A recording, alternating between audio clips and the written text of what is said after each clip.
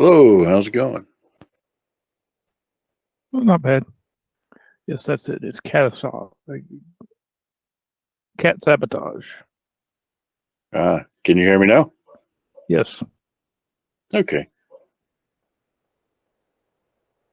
Hello, how's it going? Howdy, what's that? I can't complain. I read you. How about so? All doing well. Been busy couple of days. Oh yeah, understand. Got the Cheshire Cat here. Yep, sure enough, we see him. Found by accident today that we recovered your hamburger seasoning. Oh yeah? Yeah, I sampled a little bit of it, but I'll bring the red balance back to you. Oh, I thought I actually had the container here in the in my fridge. I did too, but Krista found it when I was preparing. Oh, okay. So it's good stuff. I mean, if you'll know it if you found it for sure. Yeah. Hey, Joan, how's it going? It's a seance. We see you. Now I think the microphone's on. Yeah, There we go. Yep. We can hear you. So how goes in your neck of the woods? It's going. We got puppies today. Oh yeah? Yeah. What sort of puppies? Boxer husky mix. Okay. That's so kind of, Siberian boxer, like Dolph Lundgren. Yeah. You're gonna die. Yeah. Yeah, they should be a lively bunch. That's an interesting mix. Yeah, they're 16 weeks old, so they're gonna be a handful for a little while. Oh yeah. How many? How many did you get? 2 of them. 2? Okay. And what are their names? Lucian and Calliope from Sandman. Oh, right. Okay. And howdy, Chris. How goes? I think Chris has a similar issue as you did just now. Yeah. Might be almost time to plug our headsets in to charge them. Right. Speaking of which, since I'm not using it, might be. No, the Sandman reference escapes me because I don't read or watch any of that stuff. But the names, Lucian and Calliope, have other references. I thought that was still apt. So they are doing Sandman in audiobook format. They've got 3 of them released currently. Yep. It's been out for a while now. I just it never really shut my interest. Gotcha. Just this long-term feud I've had with the whole concept of superheroes. The idea that which is the better story? The story about you overcoming your limitations to do something great, or someone who's already great doing something great. And I've never really been a fan of the whole superhero thing. Much rather read about the former. It's kind of the nice thing with the Sandman, though, is it turns the whole superhero thing on its ear. Because the Endless really aren't superheroes so much as personifications of various emotions and states, and for things that are practically all powerful in their genre, they are really, really broken. We watched one of the She-Hulk episodes last night, and Steven in particular is a big fan. And it involved this fella whose superpower was the ability to not die. What did he call himself? Mr. Immortality. He dies, but he gets better. Yeah, that's right. Okay. Right. Mr. Immortality. The guy with the power to not die, I just assumed that was Keith Richards. And you say, I don't know who that is. Guitarist for the Rolling Stones. He's done just about every drug that has ever been done, and he still is like almost 80 years old and touring around the world. Yeah, he's quite pickled. I think it's a generational thing. Folks getting into your 80s doesn't seem for many folks to be as big of a deal as it used to be. So, they keep on trucking.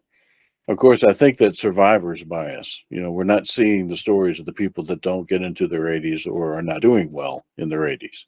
We're just seeing the ones that are making waves and headlines. Mhm. So, yeah, survivorship bias to the max. And now, Steve, how goes? His microphone's probably working. He just doesn't realize he's muted, or he might actually be muted on purpose and wandered off. Hello. I don't look at that mute button because I mute my mic on the stand. So yeah, it's always something. Hello. I'm doing well, thank you. Good deal. No, when Joan and Chris came on, they were having problems with their headsets, and so we're just kind of bemoaning technology. I didn't stand on my head, I didn't appease the technology odds. The cat's sitting on the escape key, something. It's always something. Hmm. The cat sitting on the escape key thinking it's an ejector seat. It doesn't work that way. Extra satisfied cat. Mm-hmm. And howdy, Mr. Peg. How y'all doing? I'm doing all right. How about yourself? Keeping poor children entertained. Howdy, howdy. Oh, boy. Full house. Yeah. Just put your CPAP on and chase them around the house. Yeah. Lord. Wasn't it like a commercial or something? It's like for Airbnb, but it's like this kid comes out, it's like, I'm CPAP man, and he's wearing someone's mask. See, that's a superhero I could get behind. There you go, right there. Yeah. What happens if I pour mom's essential oils in here? Boy. Something very bad. It's like a big powered hookah. Well, you used to have a lung. And that's Chris and Joan are joining us this evening, and this is part of our job. While we're here, we're here to help Peg babysit. So, But what she loves the most is my box is at the very bottom of the screen. So when you see her come in like real close, she's trying to see herself on camera. But when she does that, she can't see the top of her head anymore. Yeah. mhm. I would say Chris, but nobody would know who I was talking about. So Peg. Yes. Have I had a chance to had a day to work to make that baseball bat? Okay. So we will lead into that in this game session, because essentially you finished that fight on the tower, so now you're kind of free at the moment to pursue things as you wish. They kind of didn't give you a deadline when you had to deliver that drive. So That's good, because some of us are half dead. We'll be using this downtime to heal. Exactly. So that's I've chosen to give you mercy. I'm a merciful overlord. So I'm giving you time to heal, resupply, and build stuff. Yeah, excellent. And howdy, Neff. How's it going? Howdy. Hey, tonight is Mr. Peg's game. If you can grab Seth's attention. He might be working. He has a new job in third shift. Oh, okay. Well, congrats to him and commiserations. That seems to be the appropriate response. Yeah. Right. Yeah. Share the thing. Here's the thing. We really just, for Chris and Joan's benefit, we just share this for purposes of the stream. So we're recording it. So. Hey, Thora. All right, let's have to scroll. We're really far down to find. There it is. Okay. So when we last left off, was this firefight on top of the apartment? Almost. Yeah. Huge firefight that happened here. Dropship came in, dropped off some friendly triad members that kind of helped get you out of a stink with the flaming dragon. So basically, Huan Tong, who was the woman you saved, gave you the zip drive that's necessary to bring down the more aggressive triad in Chinatown. And she just said there will be an individual you'll talk to. We'll contact you at a later time. And she was basically near death and taken away. So basically, y'all just walked down the apartment through the bodies and everything, and basically got in each other's respective vehicles and dig him out. So at this point, any repairs, any purchases that need to be made to replace destroyed gear, crafting, now's your time to get it in. If you want to make the electric baseball bat, you want to buy new armor, get an implant, you may do so. I guess my first question before we get started on that is, do we get paid for this at all? After we turn it in.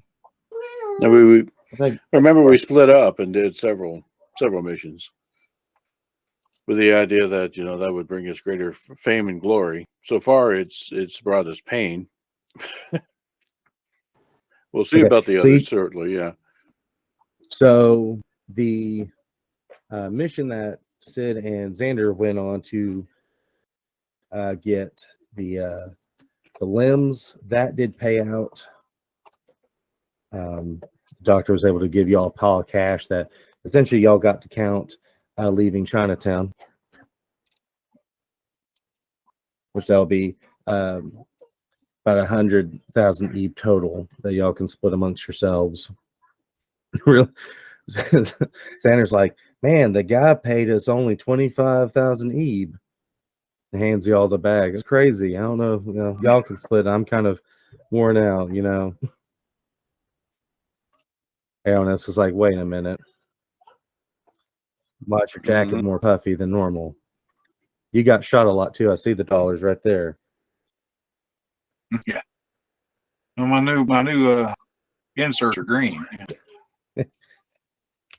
So that the current money you have right now, you were also given one of the last things that Huantong does. You all kind of get like an email from Huantong. It says for the trouble, and you all of a sudden you just see like all these data account transfers. So everyone kind of gets an additional 25,000 apiece each from that. She's very grateful. Okay. Is that enough to repair my armor? Oh yeah, that's enough to buy new armor. Like I said, if anyone wants to go try and find new gear, new weaponry, a new lease on life, a new car, now's the time to do it. So if anyone has any specific requests, just ask, and we'll roll and see if you find it. Shotgun drum. That's pretty standard. That's easy to find a local gun store. So yeah, that'd be 500. Yeah. Get this part for the electron, the spike bat. It'll be 500. No, it'll be 100 in materials.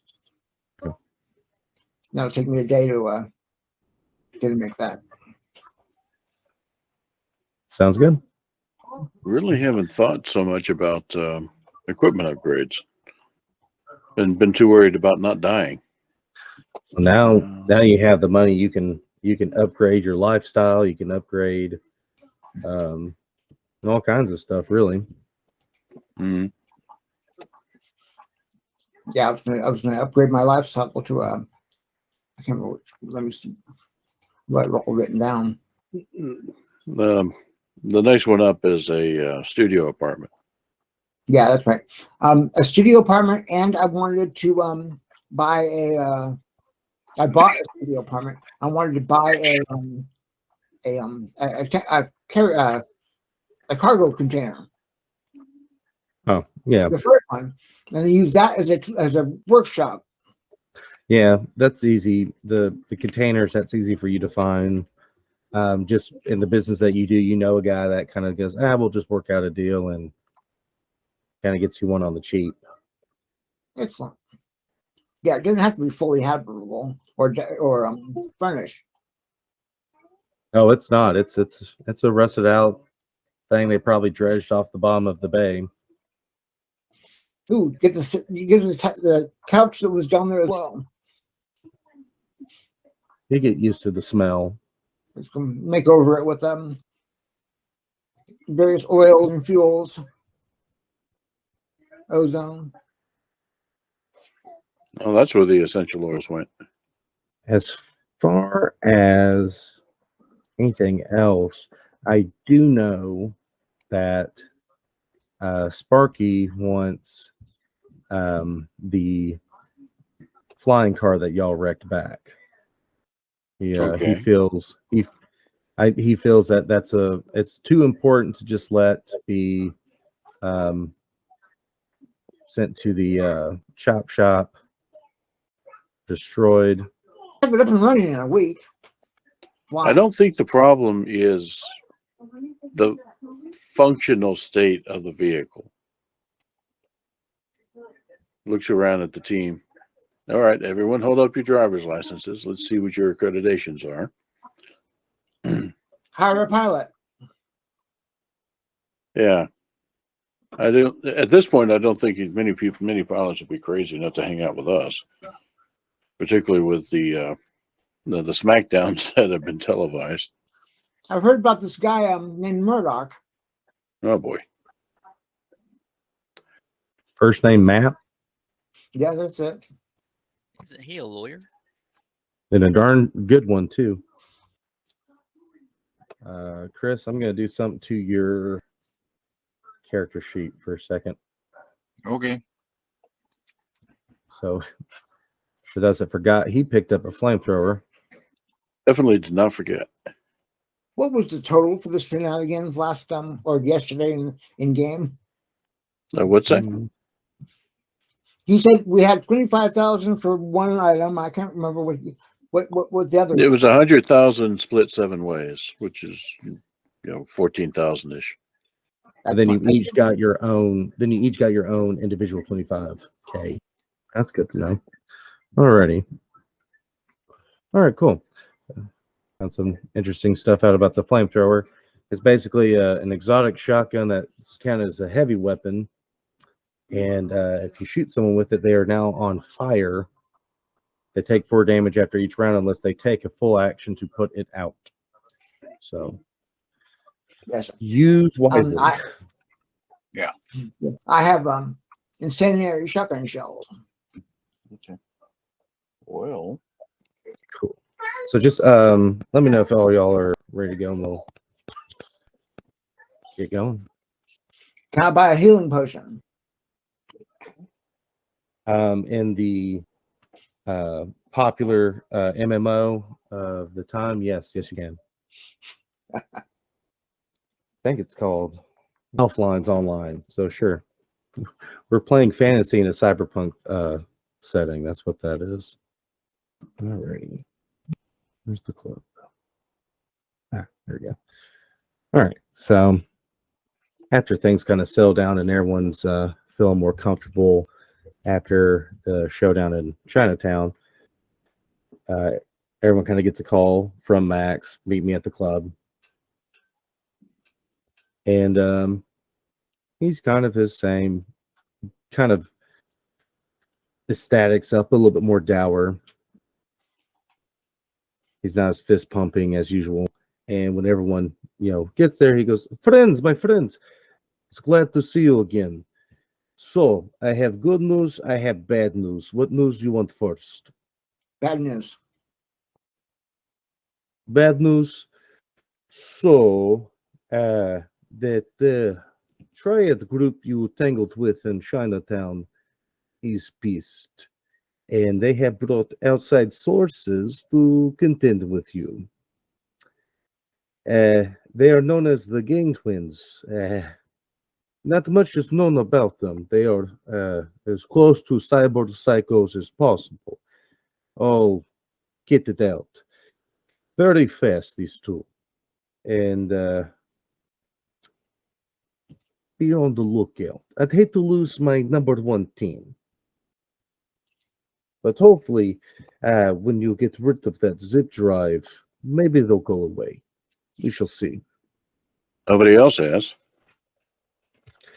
Yes, and he looks at Xander. Also, reports of Deacon are coming back through the chat. So apparently he's not done trying to kill you. Sorry. Get in line. That's the spirit. Now for the good news. Good news is, well, people can see that you are quite the team to call upon to get things done. They know whose team you belong to. So that means good business for me, which means good business for you, which means more drinks all around. And he snaps his fingers, and the waiter comes and, is laying down full bottles.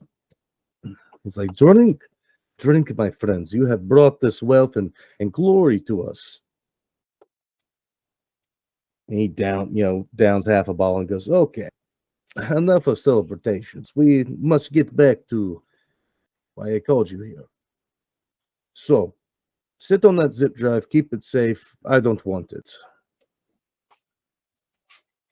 Keep it nearby. I'm assuming you'll get that phone call sometime soon. Now, I looked into your impounded flying car that you spectacularly crashed with my money still fresh on the lease.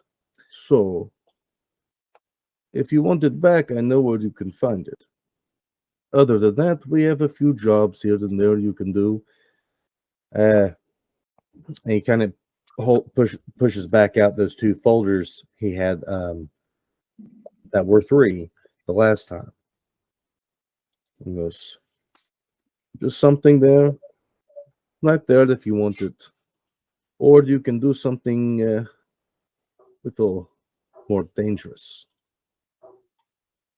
It's like, so talk amongst yourselves. You want your card back? One of these, something crazy? I'll be right here. All right. Well, to be thorough, the car is a limited time opportunity. It'll be trashed before long. We did get it at a discount. I'm personally suspect about its utility. We have plenty of other means of transport that can be competently piloted amongst the team member. I was thinking of for sale or for giving back to such and so, to get back in his good graces. I like the idea for sale. It depends on how difficult it is to get. That would be a quick turnaround. That Max may not like it, it kind of cuts him out. But we'll see. Doesn't cut him out because he's going to want his money back. Yeah. But we might get paid for that job. So Right. one way or the other, something. Right. So that's a possibility. Those 2 remaining jobs that he has on the table, one of them is a hard pass for me. That was the one where dude wants us to test some weapons by going into some town and just shooting up the place. Hell no. Let the corpo just have his guns. And I actually don't recall what the other one was. What if we combined one? Test out the weapons on these heavenly sword guys that are, or was it flaming dragons? Which one of the 2 did we have a problem with? Yeah, all of them. That is a good question. Whether this guy that wants the weapons tested is very particular about where he wants them tested. So that's a discussion to have. What was that? Ask the question of Max about the guy that has those weapons, wants them tested. Why so specific? Can we not choose where we want to test the weapons? Well, as corpos go, he wants it recorded.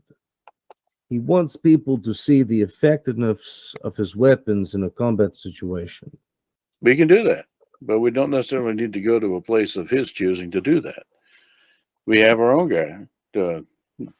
He's around someplace. Where's Spyglass? Yeah. See the lens reflection right over there?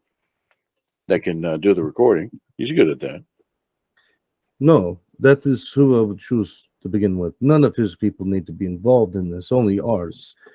But problem is, how many engagements he wants. And he actually opens the folder up and he kind of pages over and turns it around. And it's almost like it's an executive contract. It's, you must qualify for these for the deal to go through to end up with the money, da da da da da.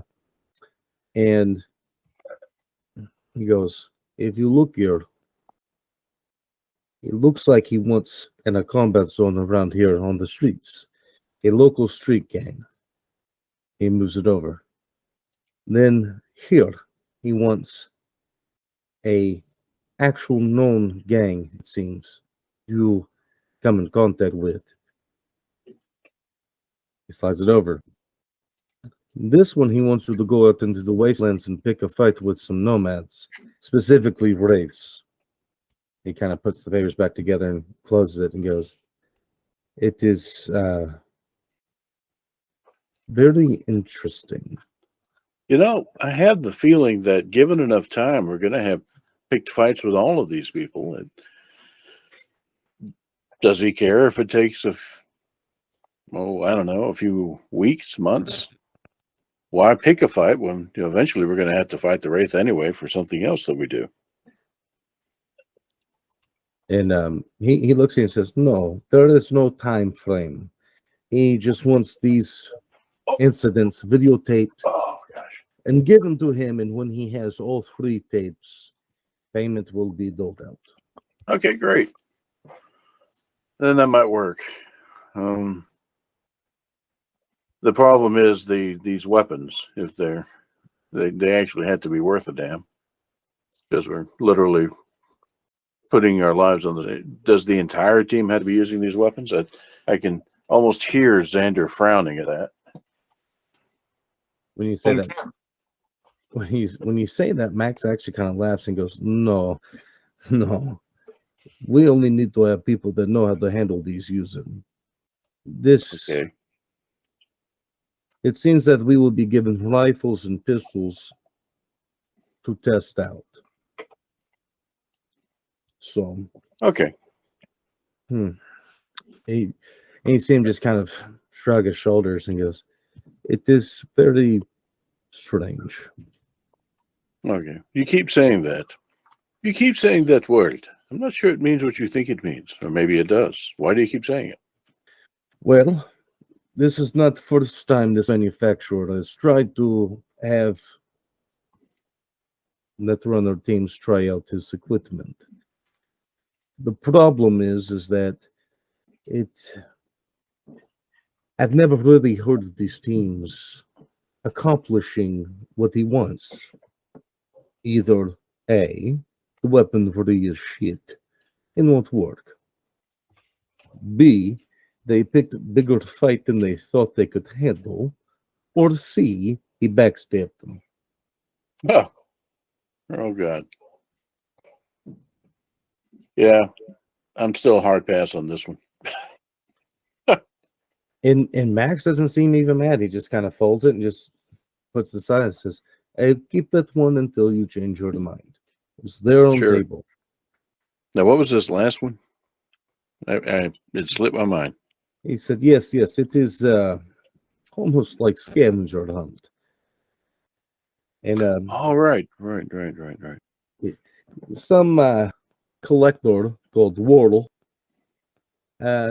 she wants you to find, I don't believe it, but it seems that there is something that she wants that another party has found and she wants backup to help make deal go through.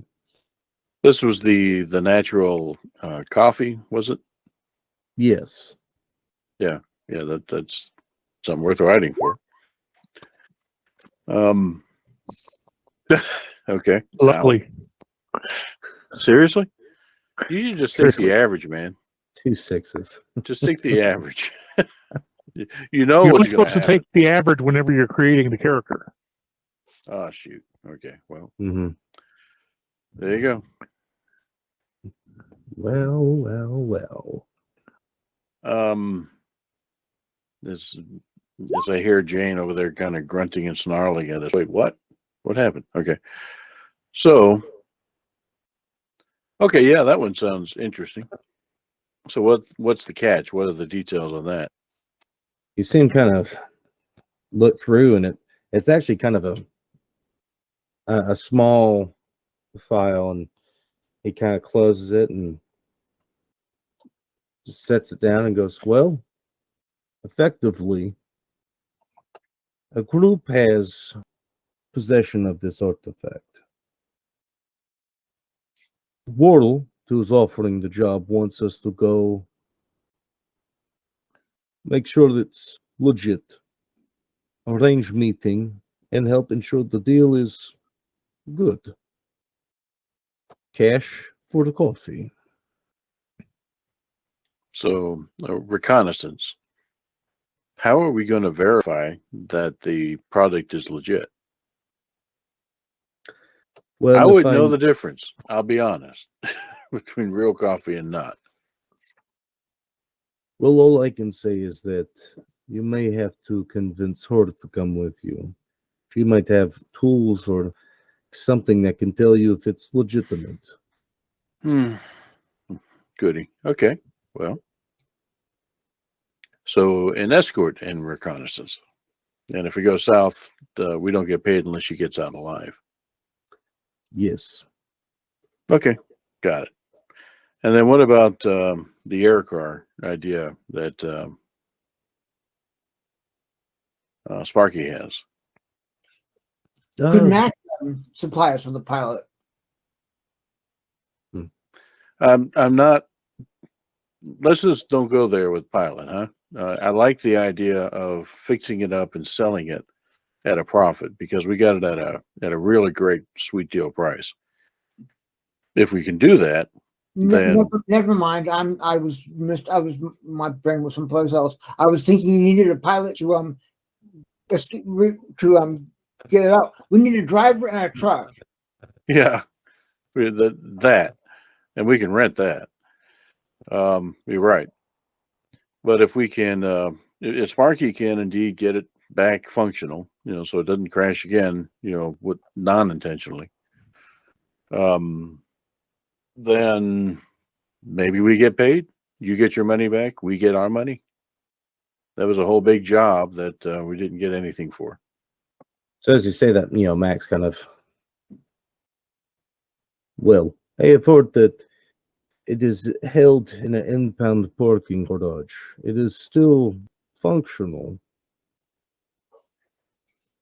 If you wish to fly it out, which I don't recommend since how you landed it last. I can fix it up and tell you where to pick it up. Yes. Well, get it first, then we'll decide what to do with it. Impound parking garage. That sounds a little ominous. I guess it's part of the investigation of what happened at the TV station. Possibly. I wouldn't know that much. But most cars end up here. This is where all the prepossessions go. Cars found with solicitous items, those involved with crimes. But it's Night City. Anything could be broken into. Yep. Okay.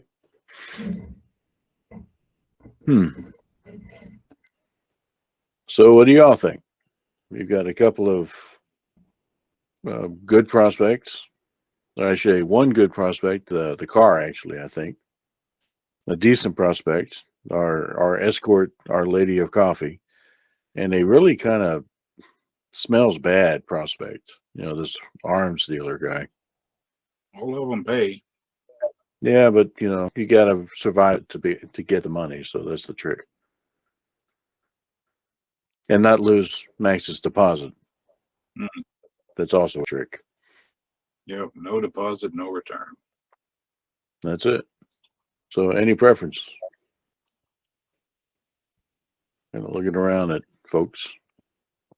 If we can get a driver and a truck, I'd like to try to fix that thing up and save a little bit of face. Okay, so that's We know somebody with a truck. Yeah, we can go buy it actually. Probably drive it ourselves. Now, my driving skills are about as good as my piloting skills. I wonder. Personally, I'd like to do something about all the people coming after us. Yeah. Could be a good opportunity to make a point. Well, turn to Max. So, what do we know about our would-be assassins? So you see him kind of bring his hand up like this and goes, "Well, you've already clashed with Deacon, you Mhm. know? Little underprepared for this. I believe you can defeat him, but he may not be by himself anymore. He wasn't by himself last time. That's Now true. for the gang twins, well, there are certain videos on the net that show what they're capable of, and it almost seems unreal. As I said, it seems that they are heavily modified. I have only heard rumors. These are from outside of Night City. I'm unsure of their true capabilities. But if you wish to clash with them, I can stop you. I would just say, be prepared. Sure, you can stop us. You offer us a better paying job in the meantime. Well, if they are cybered up, the only preparation that we have that's adequate is overwhelming firepower and EMP grenades or something like that. Something that can perhaps neutralize their advantage. Yeah, thank you for that. EMP Grenades. Put that on my shopping list. What do those run? Yeah, that's what I was about to ask. Looking up for you. No, not that one. I was going to go through and do your upgrade pass later, but yeah, EMP grenades is something we need to start carrying. Agreed. And the other thing too is that if y'all want to go ahead and you can do the enhancement points whenever you want, and you can do that right now. I'm looking this up. Here we go. EMP ammunition, 500 EVE piece. Pretty penny, but worth it if you can get it.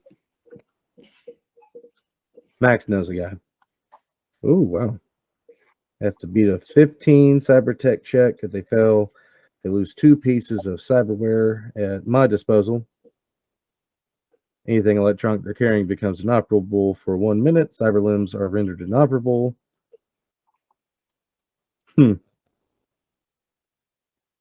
Interesting. Basically, you're giving them critical injuries. Yeah.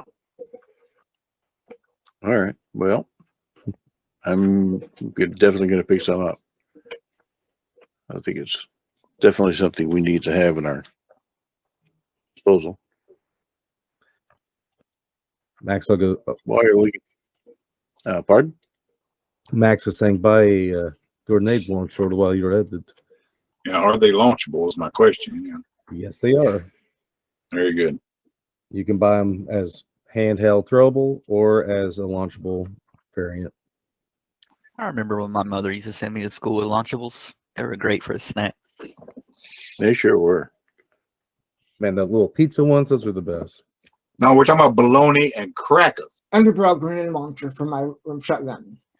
That one is also 500 EVE. You need a strength check just to pick that thing up. Well, it can be fixed to anything that requires a shoulder arm skill. So you got a drum magazine, an underbarrel grenade launcher. The thing's gonna be bigger than you. Oh, That kind of fits with the character, though. As someone that has shot a shotgun with a drum mag is quite unwieldy. I can only imagine with a grenade launcher underneath. You should just get a shotgun underbarrel for your shotgun. You thought I was done shooting this shotgun? I got an extra shotgun right here. yeah, I thought of that. Actually, that's not a bad idea. I could stick an incendiary round in there or a special round in there or something like that.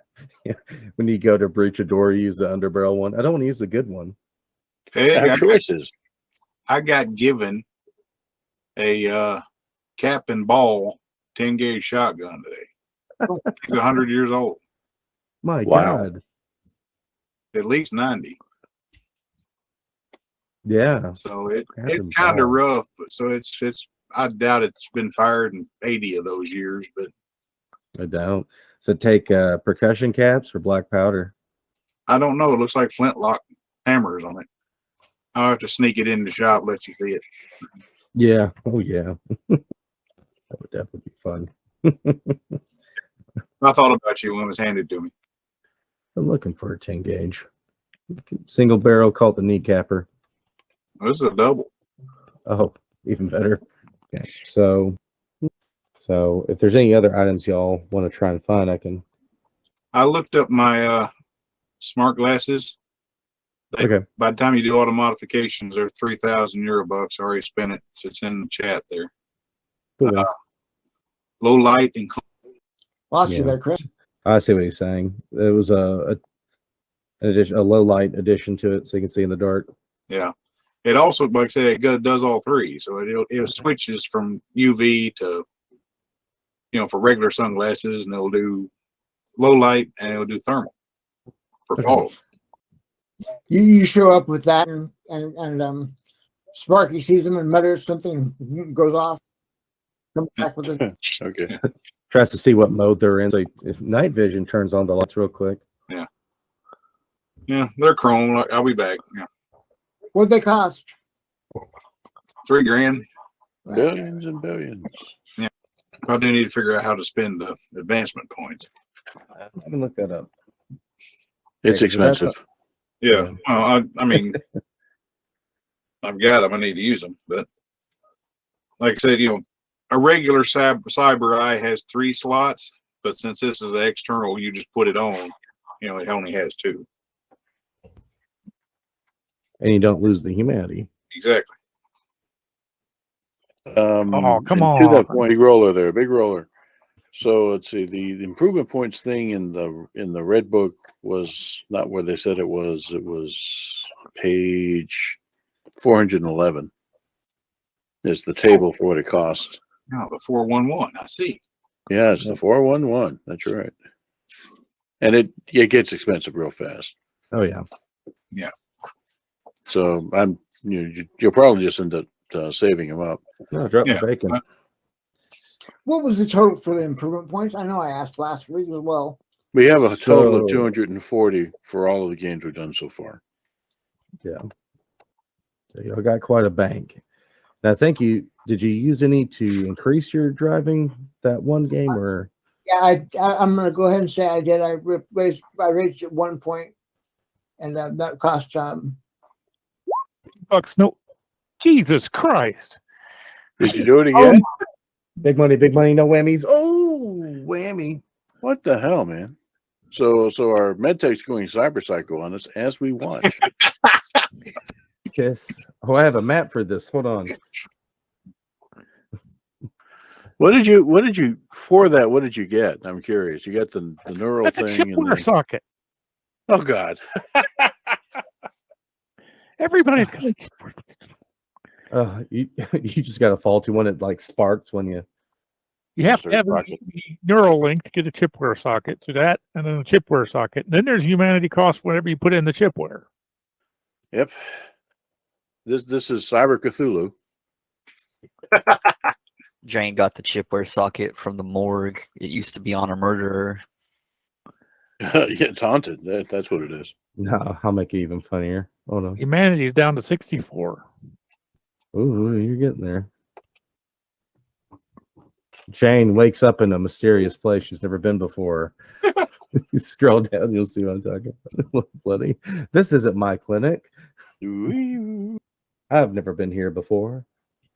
Yeah, if anyone, this is her clinic and she's trying to put it in, but she keeps sparking herself and knocking herself out. Do you need a hand in there? No. I got this. Guys, no power tools. How many times have I told you I don't need any help? No, really. How many times have I told you? I can't remember. How long have I been here? Fourth or fifth time? I don't know. Yeah. Okay, I'm curious. I am. Oh wait.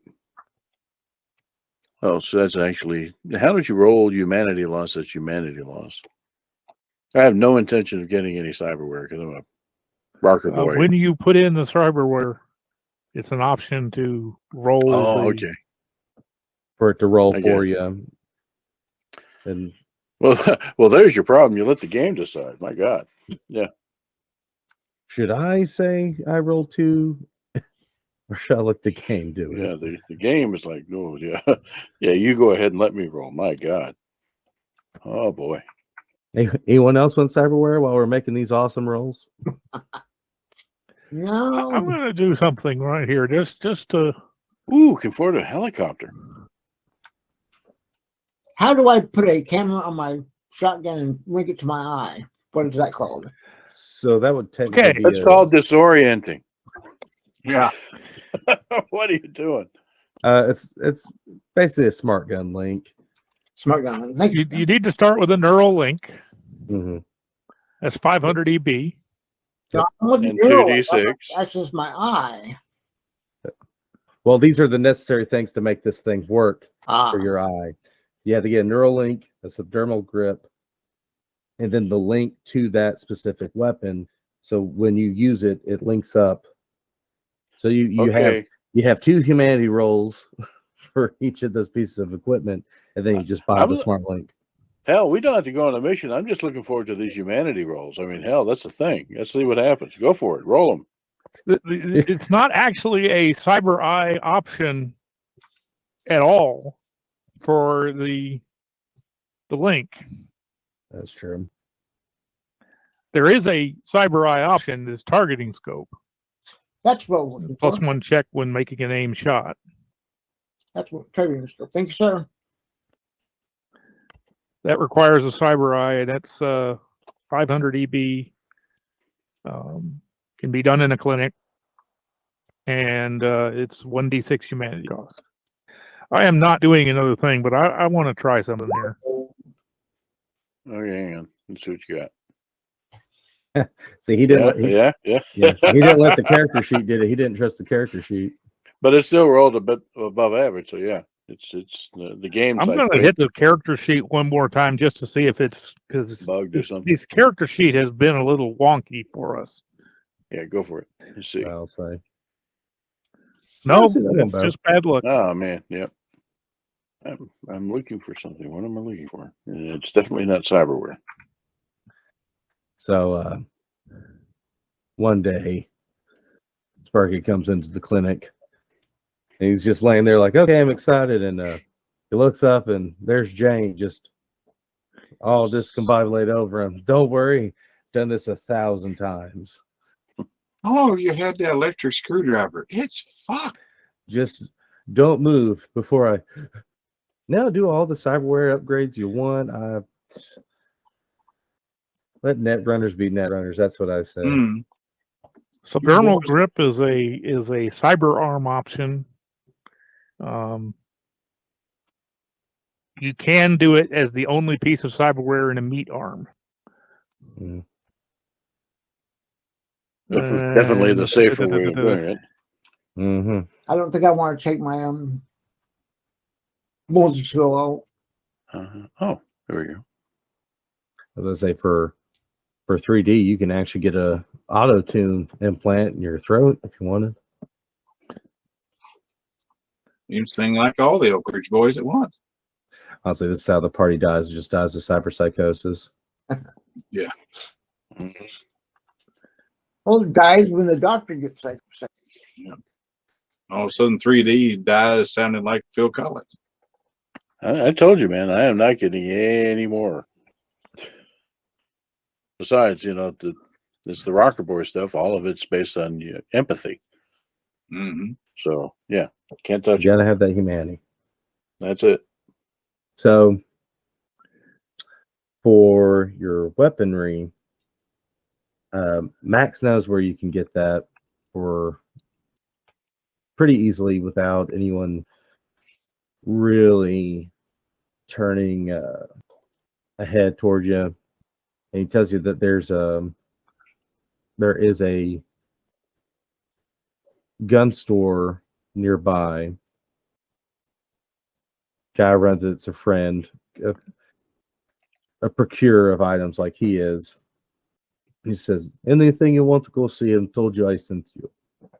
So you're able to get all those EMPs, all that stuff, all the attachments you want. That way no one's looking at these purchases being made. All right. So you want to go on the offensive with your assassins, correct? It's just Yeah, I owe a little payback to Deacon, that's for sure. Okay. So you hear where Deacon might be. In fact, he's not far. It almost seems like he's kind of following you. Yes. Weird. Yeah, weird, right? Yeah, weird. So basically that's what's brought up is you're told, hey, I think this guy's out here fooling around, and it takes you to a kind of a marketplace area. Let me get y'all here. Let me drag you way down. There we go. And y'all are at the bottom. So they say Deacon has been fooling around out here. They don't know what he's doing, why. They just know he's farting around out here. It may take some perusing the stalls and seeing what you can find. Alrighty. And we have his likeness and all that stuff. Oh yeah. Have you seen this man? So when you say around here, what's kind of the lay of the land? What sort of place is this? So this is a typical night market. So a lot of these pop up in between essentially your apartment complexes, your mega apartments and all that. Yeah. And it's, this is more where everyone can find stuff, food, stuff like that. Just something to get out of the tower, essentially. So you hear he's been prowling around, not necessarily why. You just know he's been spotted in this specific night market. Well, without just bumbling in, do we see him? If we just watch for a little while? So staying around, you don't notice anything for a while. Is there a gang that runs this thing, or is it just folks? This is just folks. This is one of the few clean ones. Gotcha. Is there a noodle shop? There is. All right, we're there. Point it out to us. So your noodle shop is right here. Perfect. All right. See you guys. We're going to try the noodles. So guy opens up and goes, hey, what's going on? Welcome to 99 Noodles. What can I get you? So look over the menu there. Did Mr. Wig come with? Because it's noodles. You better believe it. I don't know my noodles, but he does. So, we'll let him order. So this place has, dim sum, pad thai, almost anything noodle, they do it. There's even spaghetti on the menu. It's like an all-rounder. Yeah, he'll just wave at the menu. I'll take one of those. The guy actually picks up and looks. Okay, gotcha. I guess I'll have that. Did you indicate the entire menu? Well, you got to try it all. I mean, it's the only fair way to judge. So you see him cooking, and you see him put on a protective face mask while he's cooking. What? What's that for? You worried about something leaping out of the pot? What? What's that? What did you say? The mask. What's the mask for? It's too hot to breathe. It's toxic to my lungs. What the hell is in those noodles? You see him eventually finish, and he goes, "All right, here's our world famous 90-night noodles. They are chicken lo mein with extra napalm sauce in it, which is a secret blend of herbs and spices and stuff you don't want to know. Enjoy." Do I need a mask to eat it? Oh no, only to cook it. Okay. That seems safe. Now that he says 90-night noodles, I have a whole different take on the name. Yeah, Logan's already. So yeah, I kind of turned around, leaned back on the cart, trying this concoction out and just looking around at folks. And man, this is the life. Yeah, these folks are just minding their own business. If this creep that we're looking for is really here, it'd be a damn shame to have to actually fight him here. Hey, bud. I'm still alive, so that's a good sign. That's good. You'll feel it sooner than later. Yeah, I bet I will. Hey, you hadn't seen this fella, have you? Hold up a picture. You show Just the face, just not any of the arm or the weapons, just the face. He goes, "Huh, yeah. Actually, I have seen this guy around." Oh my God! Now I know what you mean. Give me some water. Damn. Oh, we don't sell drinks here, but the stall next door sells milk. Okay, here's the picture. Be right back. DD runs. 3D runs off, so it's going to be up to you, Mister Wig. I'll take seconds, please. Oh yeah, sure. You see him. And comes back momentarily with his milk. Wait, milk? Never mind. You see him bring back an air fresh bowl for Ludwig. Yeah. This guy in 3D is actually pouring the milk in the noodles to try to dampen it out. Oh, that won't save you. So I've seen this guy around. He comes here quite often. He says he's working security for. There's a gig house over here for, music venues and movies and such. He keeps the local gangs out, but they say he lives in one of these apartments over here. Wait, security for a venue? Which one? Oh, and he actually points you to it.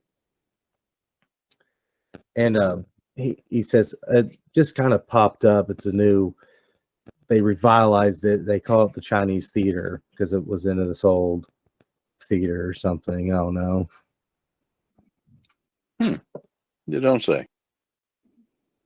Like, no, it's right there. And he points to it, and it's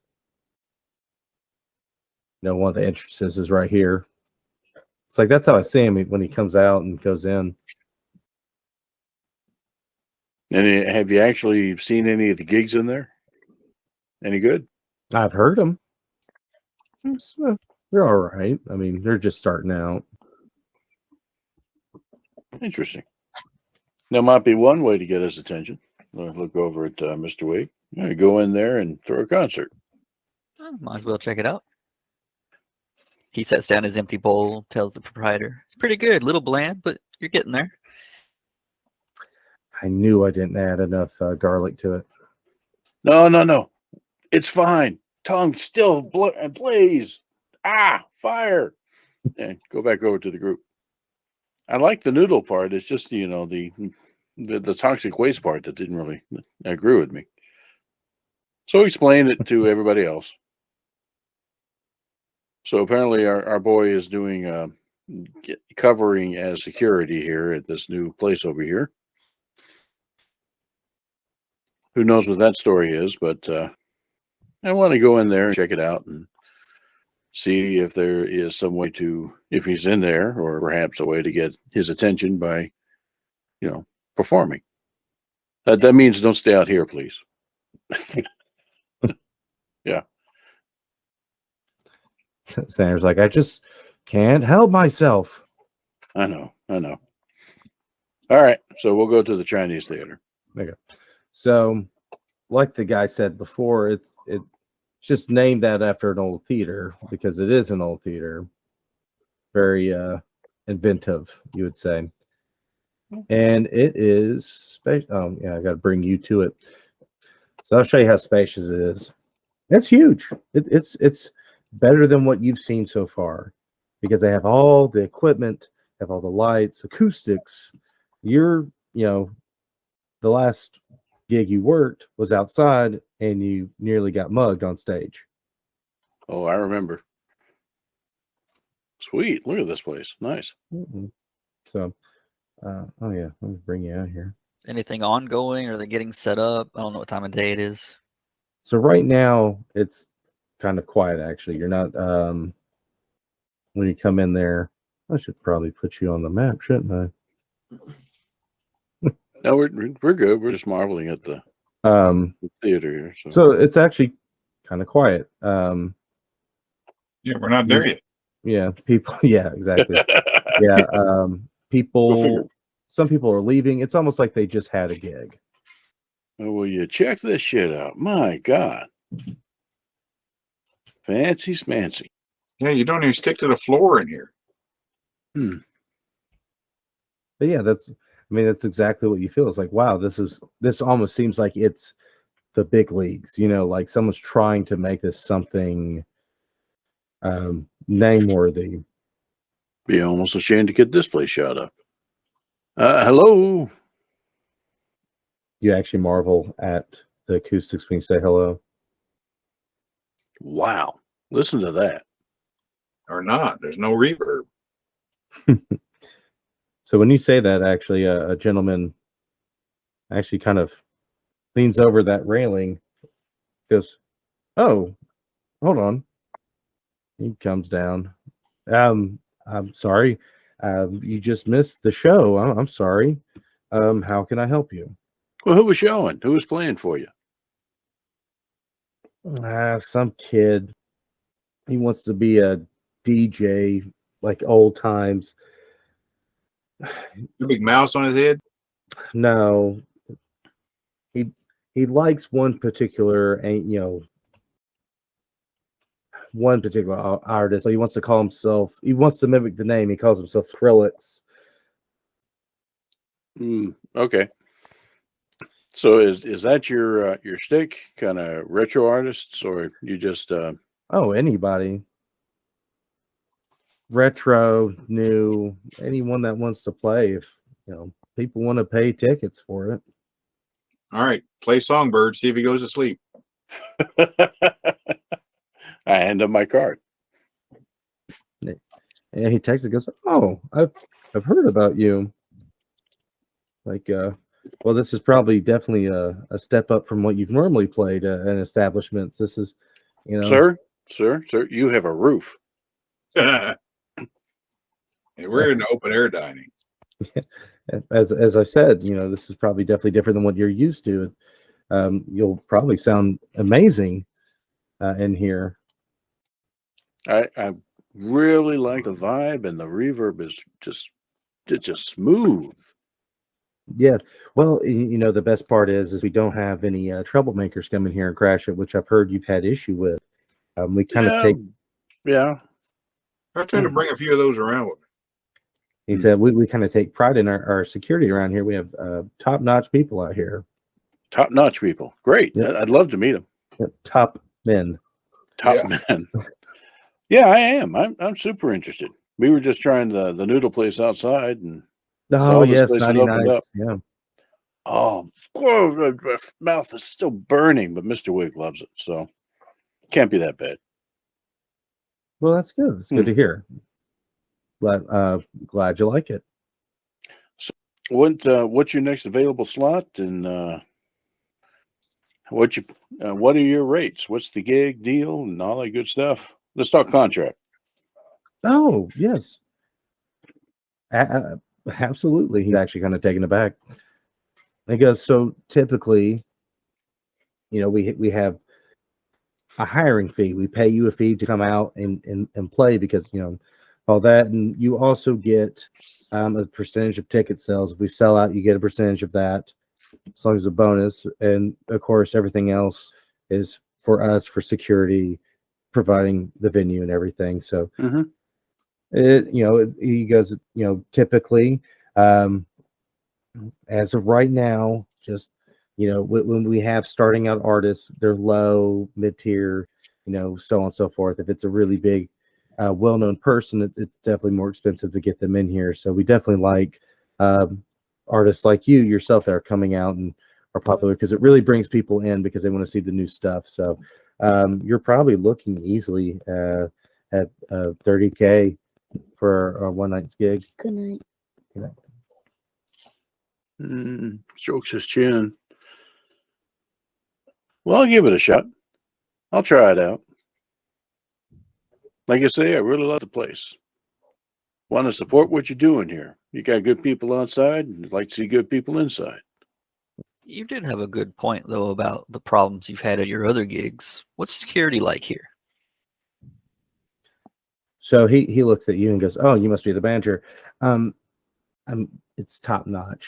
He goes, "I'll show you what we normally try and do."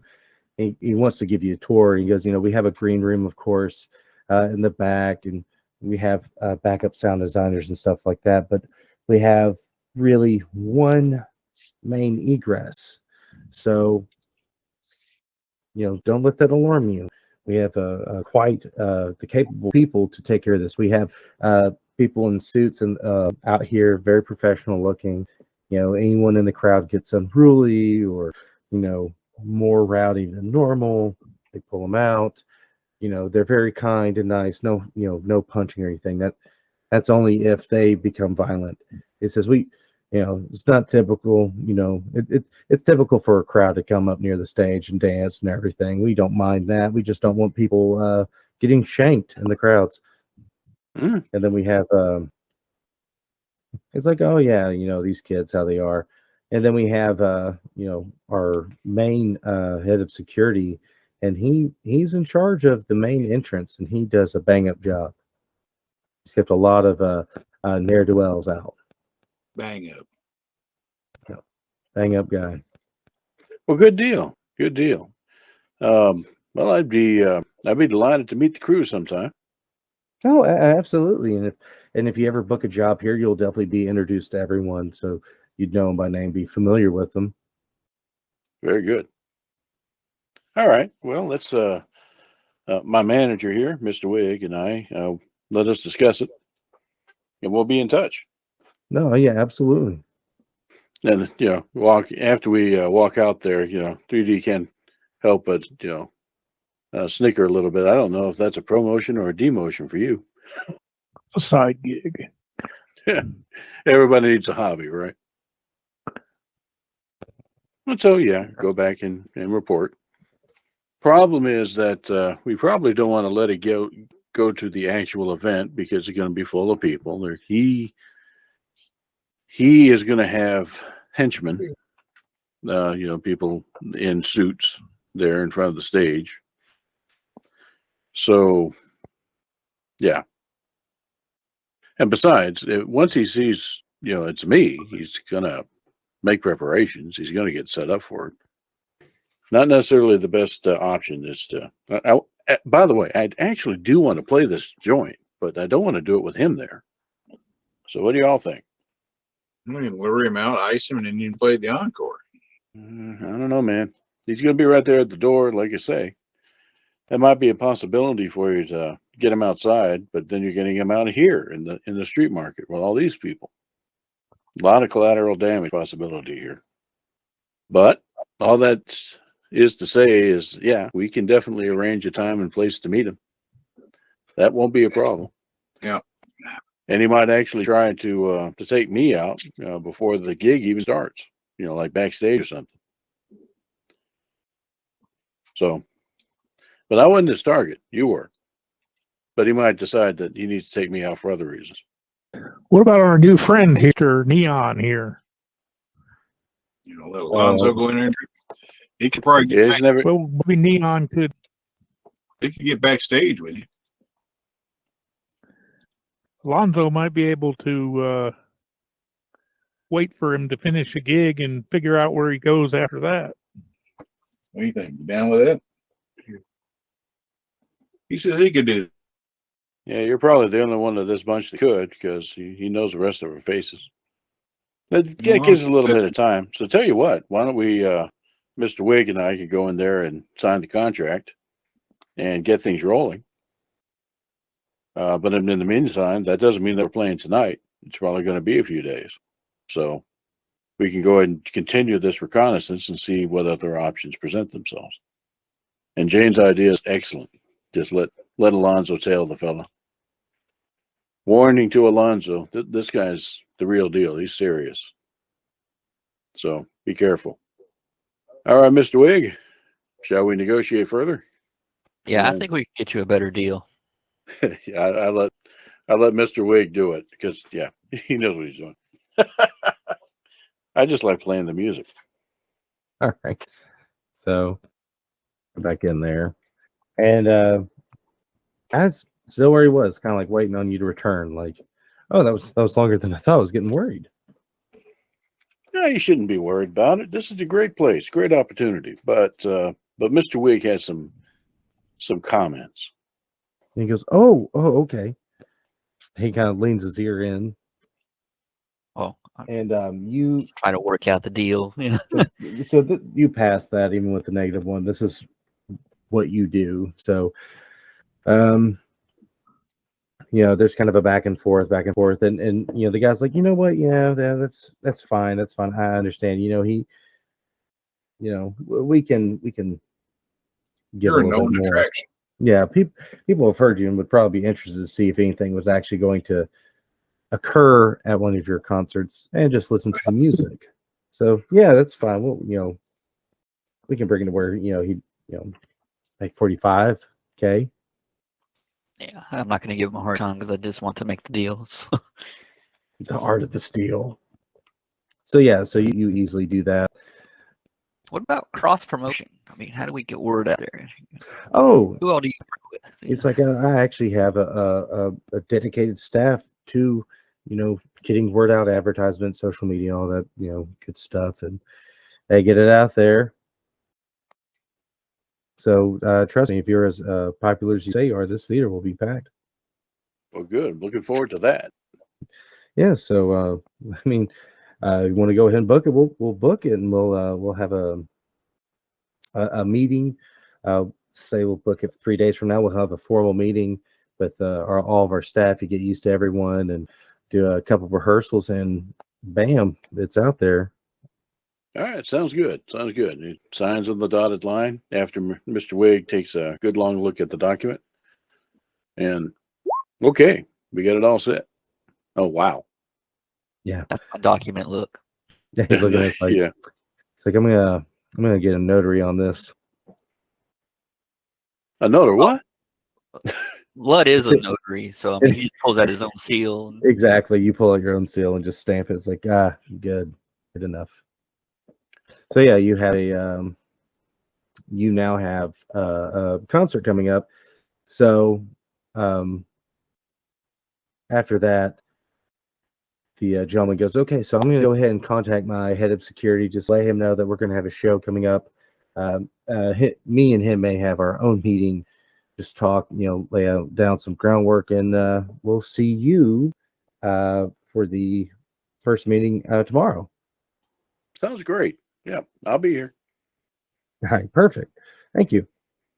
Back to here.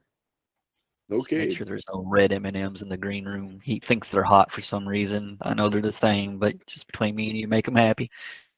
What was it, Wayne's World 2? It's like I had to get a wine bottle full of nothing but green M&Ms. Mm-hmm. All right, inform the rest of the deal, and the fact that our deacon will know it sooner rather than later that it's happening. So you're gonna have Alonzo track him, correct? Give it a shot. What's the plan? Okay, I think I have. So stop doing that. So let me put his picture back out there.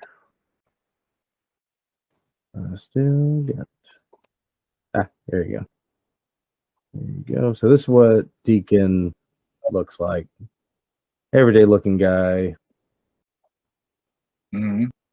So if you want Alonzo to stay out in the market, he can. What do you think there, Logan? You want to just hang out here and try to watch him? Just out here in the general area? Is there anywhere in particular you want to hang out? Hang out in the middle so you can watch the whole plaza. So eventually, is anyone else actually going to be in the market, or is it just going to be Alonzo? I think he's got I think he knows the rest of us. Let's see. He didn't see Wig, although he may have researched the group, and very likely he did. So Wig wasn't involved in the fight. He parked the RV, if you remember. Beep, beep, beep. Yes. Yeah. I accomplished my portion of the fight flawlessly. Thank you. Yes. He may not know Sed's character, because Sed's character is not necessarily associated with the group. Right. So those would be the only two I think that have a chance of him not recognizing. Yeah. So okay. Well, Sparky wasn't in on the fight, was he? No, because not? not. Oh, that yeah, I you're right. recall. Yeah. Okay. It was Steve wasn't there. There you I go. think. Yeah. Okay. Mhm. Yeah. So Sparky, too, might be clear, but again, associated with the group, so he might have seen the picture. All right. So, so Alonzo, under your awareness tab and skills, give me a good perception check. Oh, wait a minute. Yeah. So you see a gentleman over to the right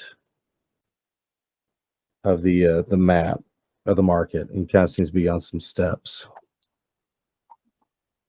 And you see him pull out a phone and start talking on it, and goes, "Yeah, okay, I'll be right over." And you see him kind of walk through the market down. It's kind of like a maze for in general, so people shop over through.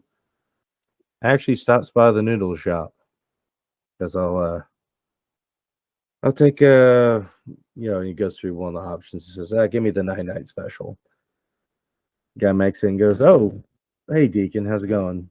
Oh, hey, by the way, I thought you should know there's a couple guys looking for you, had your picture and everything." "Oh, you don't say.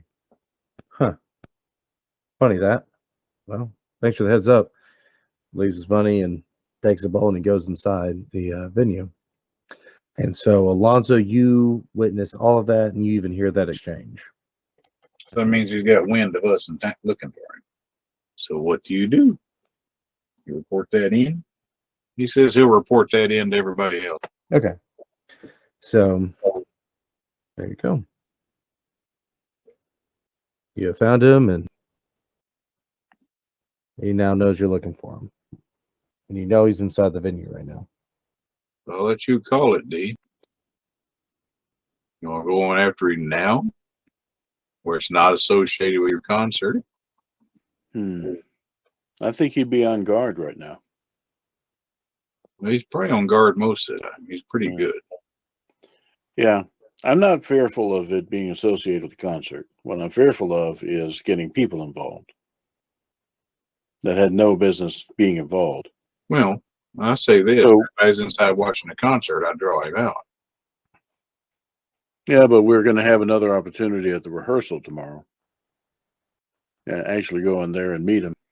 If we try to do it now, 3D a little, bashfully says, I might not get to do the concert at all. And I say we just promote the living crap out of it. We have so many people in there, the plaza's empty. They'll be like, who's on? Must be a big deal. There's a lot of people going in there. Maybe that Elton John ripoff we saw. Oh my God. I could pull that off, I think. Hard to do with a sax. In any case, I'd actually like a chance to talk to him. I'm not sure he wants to blow whatever cover this is. This might actually be another gig for him. That's what I'm saying. You carry on your thing. You be my distraction. All right. Well, let's carry on then. Let's see how this thing goes till tomorrow at the rehearsal. Because, like I say, I'd like a chance to talk to him if he doesn't kill me. Alrighty. So Keep observing there, Logan. Alonzo, you know who you're looking for, and you see him. Time passes, and you see same individual, saves Deacon, come back out, walks back to the noodle shop, goes, give me another one. It's gonna be one of those days. Tips and eats on the go. Makes his way through the maze. Finishes the news before he even gets there because he tosses off, and you see a pile of these disposable bowls right next to his entrance, and he goes inside this apartment complex. So fast forward to tomorrow. Doodle, doodle, doodle. So now, once again, Alonzo's out there. Xander's hiding in some plants, peeking through. And yeah, he's hiding in these plants over here. Yeah, hide behind the trees. Ludwig. I am the tree. Yeah. Ludwig and 3D are, at their meeting, and they come in, and, they've kind of met most of the staff. So people were working and everything, and, they're talking back and forth, and you see the manager of the place. He gets his call, and he goes, oh, perfect. He's like, gentlemen, you're actually very lucky. Head of security is actually here. You see this guy come in from the side. He's walking over and looks at you two, and You'll just give him a big old smile. oh, and you two lock eyes. So for everybody else, this was a recurring thing during the vampire type game that we had. There was this one vampire that had a kind of a mortal fight going on every time we fought. It was like at the theme music. It was funny. I was hoping it wouldn't be like that with this guy, but okay. We always saw of you was an arm through a hole. No, he saw me pretty good. And I oh wait, Cat did something. What did you do, Cat? I did something earlier. Yeah. No, he saw me pretty good, and we chatted a time or two. I'm the guy that tossed the grenade at him. He knew that. Okay. So yeah, I just say, well, hello there, Mr. Head of Security. And you see him tense, and he kind of softens, like, oh, call me Deacon. Deacon, right? And he actually extends his hand. Friendly. He'd been shaking everybody else's hand. And he does the same, a normal grip. He's not like overzealous with the squeeze, just a normal grip, and goes, oh, okay. This is how we're playing it. Head of security, you say? Without looking, how many people are in the balcony above you, behind you? He's like, it's just the four of us in here currently. Right now, there's a few people backstage. I counted 5 when I walked past them. You'll soon have 7 in the balcony, because that's how many it takes to do the sound checks and lighting. Ludwig Very nods good. slowly, be like, well done. Is this when you ask him how many green M&Ms there are in the jar? No, I checked that myself. A good manager makes sure that all green M&Ms are in there. He goes, That's right. My instructions were for there to be no red ones, because you're apparently weak to hot stuff, from what I've learned. Not that weak. Nonetheless. It's like, but he continues on. It's like, now, of course, you can see we have the seated area, the pit, if you wish to call it that, and we also have a fully functioned staff bar up at the very top of the mezzanine, where you have individual seating and love seats for your clientele. Yeah, I may have a couple of VIP types that would want to watch this from a comfortable seating. So might take advantage of that. Absolutely. If I'm not mistaken, I believe the venue manager actually has certain tickets for that section for you to have and dish out to your friends. Great. Okay. Just glance over at the manager. Mr. Deacon, I wonder if we could chat as we're walking around here. Oh, absolutely. I mean, it's what I do. It's And, like now. And I looked at the manager. I think we're in good hands here. Thank you so much for your time. We'll come backstage for the sound check in just a moment. He goes, oh, okay. And he scuttles off. And Deacon is still business as usual. He goes, well, as you can see here, you have the stage. There's a green room in the back, a storage area for all your instruments. There's a kind of a hidden area for your groupies to hang out. There's also an exit at the back and at the front. He's doing the flight director thing, yeah. And he goes, and typically I work the front door. Wait a minute. We were told there was only one egress from this place. Well, primarily one. That's Primarily what the manager said. Yeah. That's where most folks can come in and out. Yes. It's like the second exit's really, it's a narrow egress to a loading dock. Yeah, artists only. Yeah. Everyone else would come through the main entrance where I'm at. You will typically have about 6 uniformed security guards out here, visible. Of course, we have plenty more in certain areas waiting if something were to happen to assist in either area. So Deacon, I do have a serious question for you. And hopefully it'll sync me. Yeah, nice. So who's the hit out on tonight? You see him kind of cock his head and goes, well, hits come and go. Sometimes you see a hit go all the way to the top and fall right back to the bottom the next day, because no one likes a one-hit wonder. But there's always a few hits out there that I hold dear to my heart. Whether it hurt me on the inside or just like it. Anybody we might know? For me, it's the Beach Boys. Ah, classical. A studied man of the arts, I see. No, when you say that, Deacon kind of looks around, you see him checking stuff and all that. And he goes, oh, he kind of cocks his head, is like, I have a personal grudge against one individual. Yeah, so I heard. However, I hear bigger fish are in town that might beat me to it. Bigger fish? Oh, I'm sure you've heard of them, or someone's told you of them. It's like Fish, Pisces, twins, yeah, that sort of thing.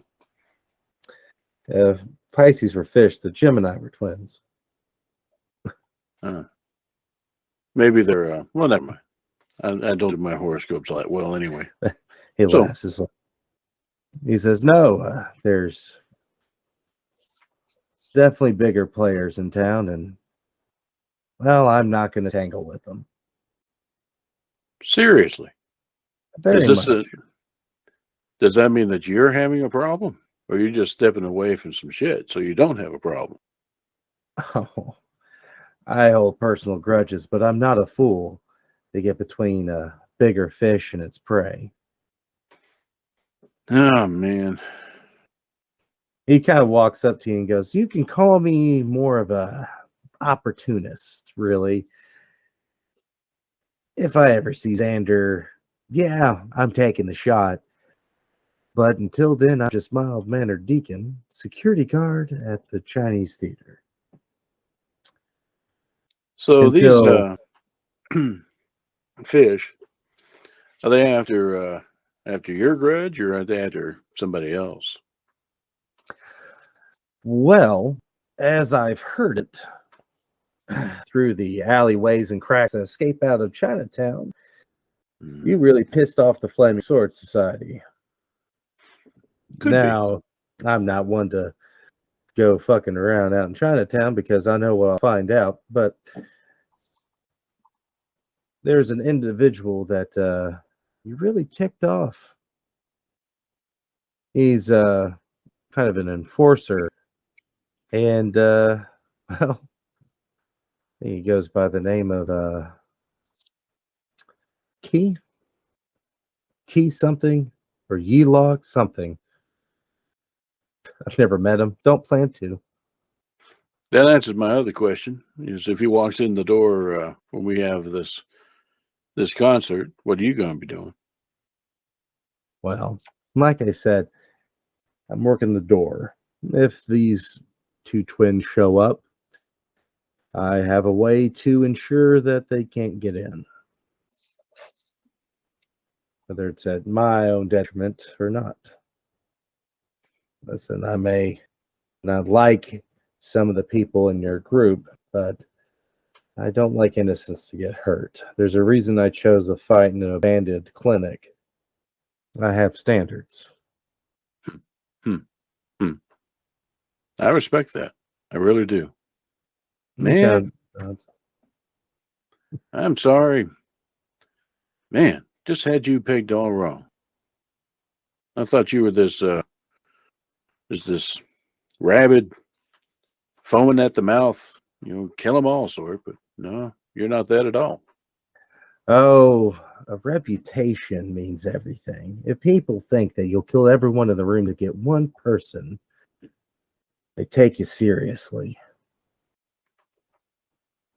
Of course, that was a story for another time, maybe.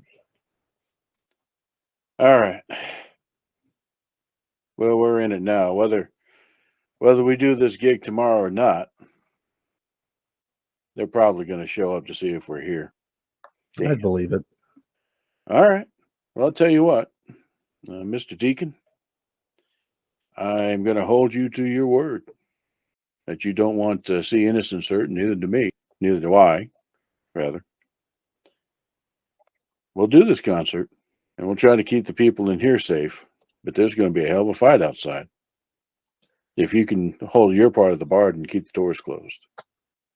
Oh, I'll try. And believe me, you'll know when I close them, because that little narrow back entrance is going to be your only exit out of here. All right. Well, hopefully we can do this in such a way that nobody knows it happened. Indeed. But best of luck, and see you for sound check and the concert. And 3D is just, shit. But nods at him.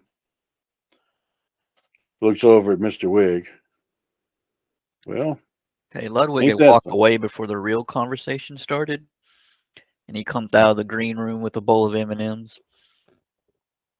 Oh, man. This whole thing has changed big time. And I explained to him real quick what just happened. What we're going to have to do is we're going to have to do this concert, but everybody else needs to be outside waiting for those twins to show up. I don't think Deacon's...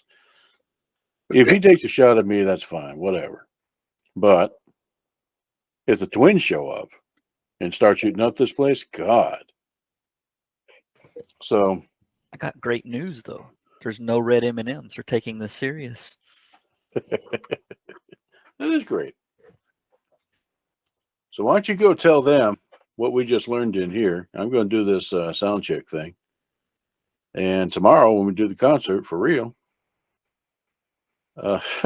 everybody's got to be outside ready for the twins to show up.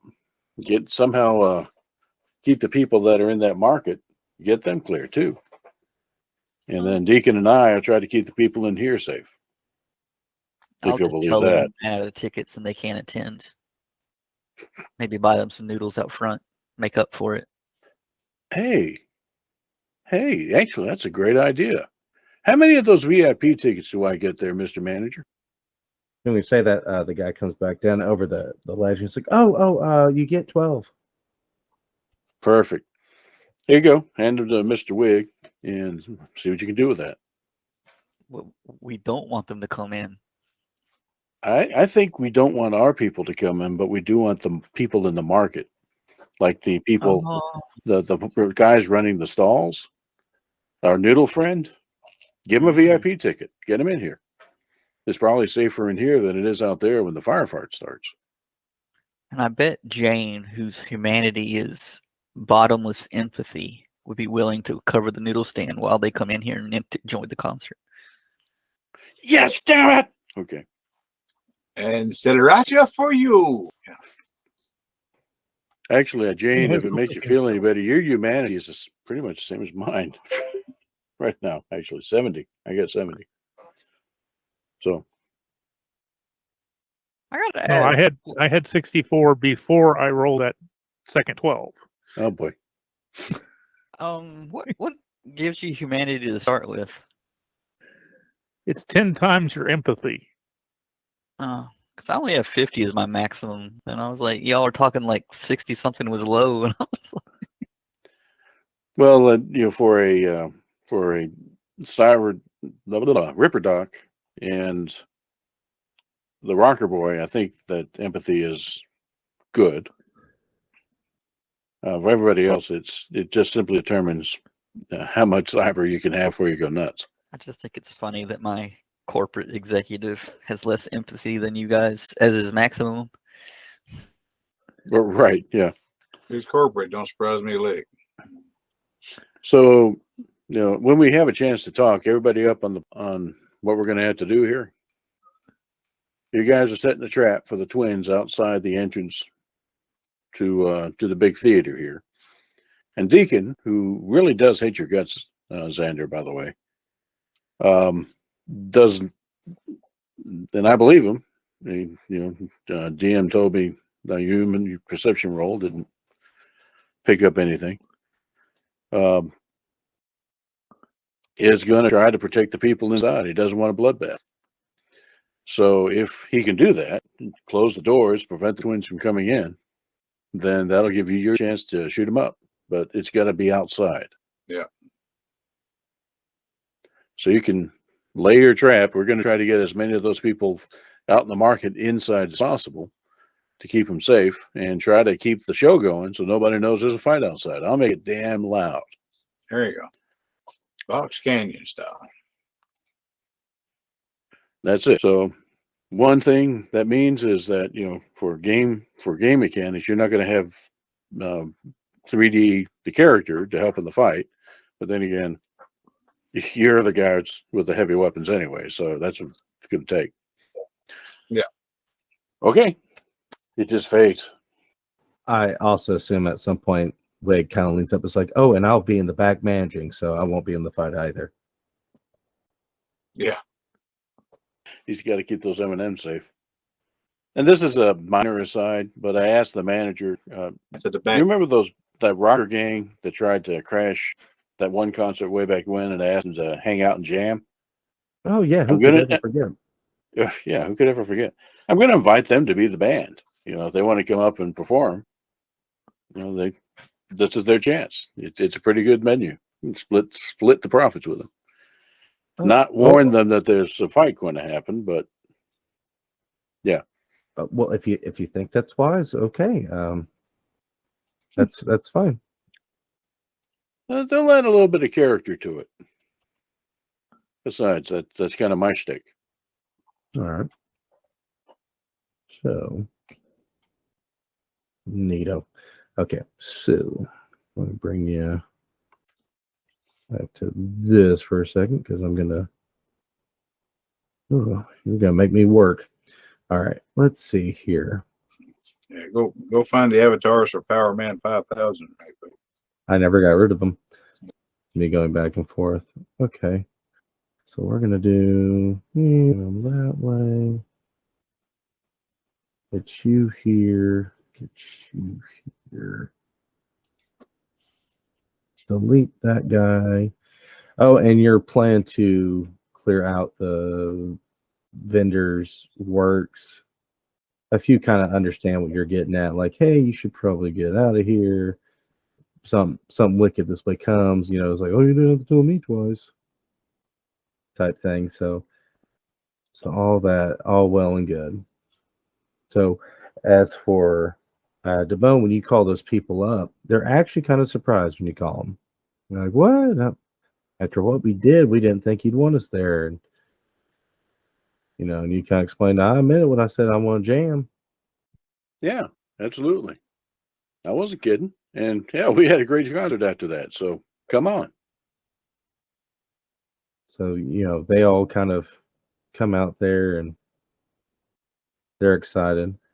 Now let me do this number. Perfect. Are they part of the map? Yes, they are. Let me make a crowd real quick. I'm not filling every seat. I'm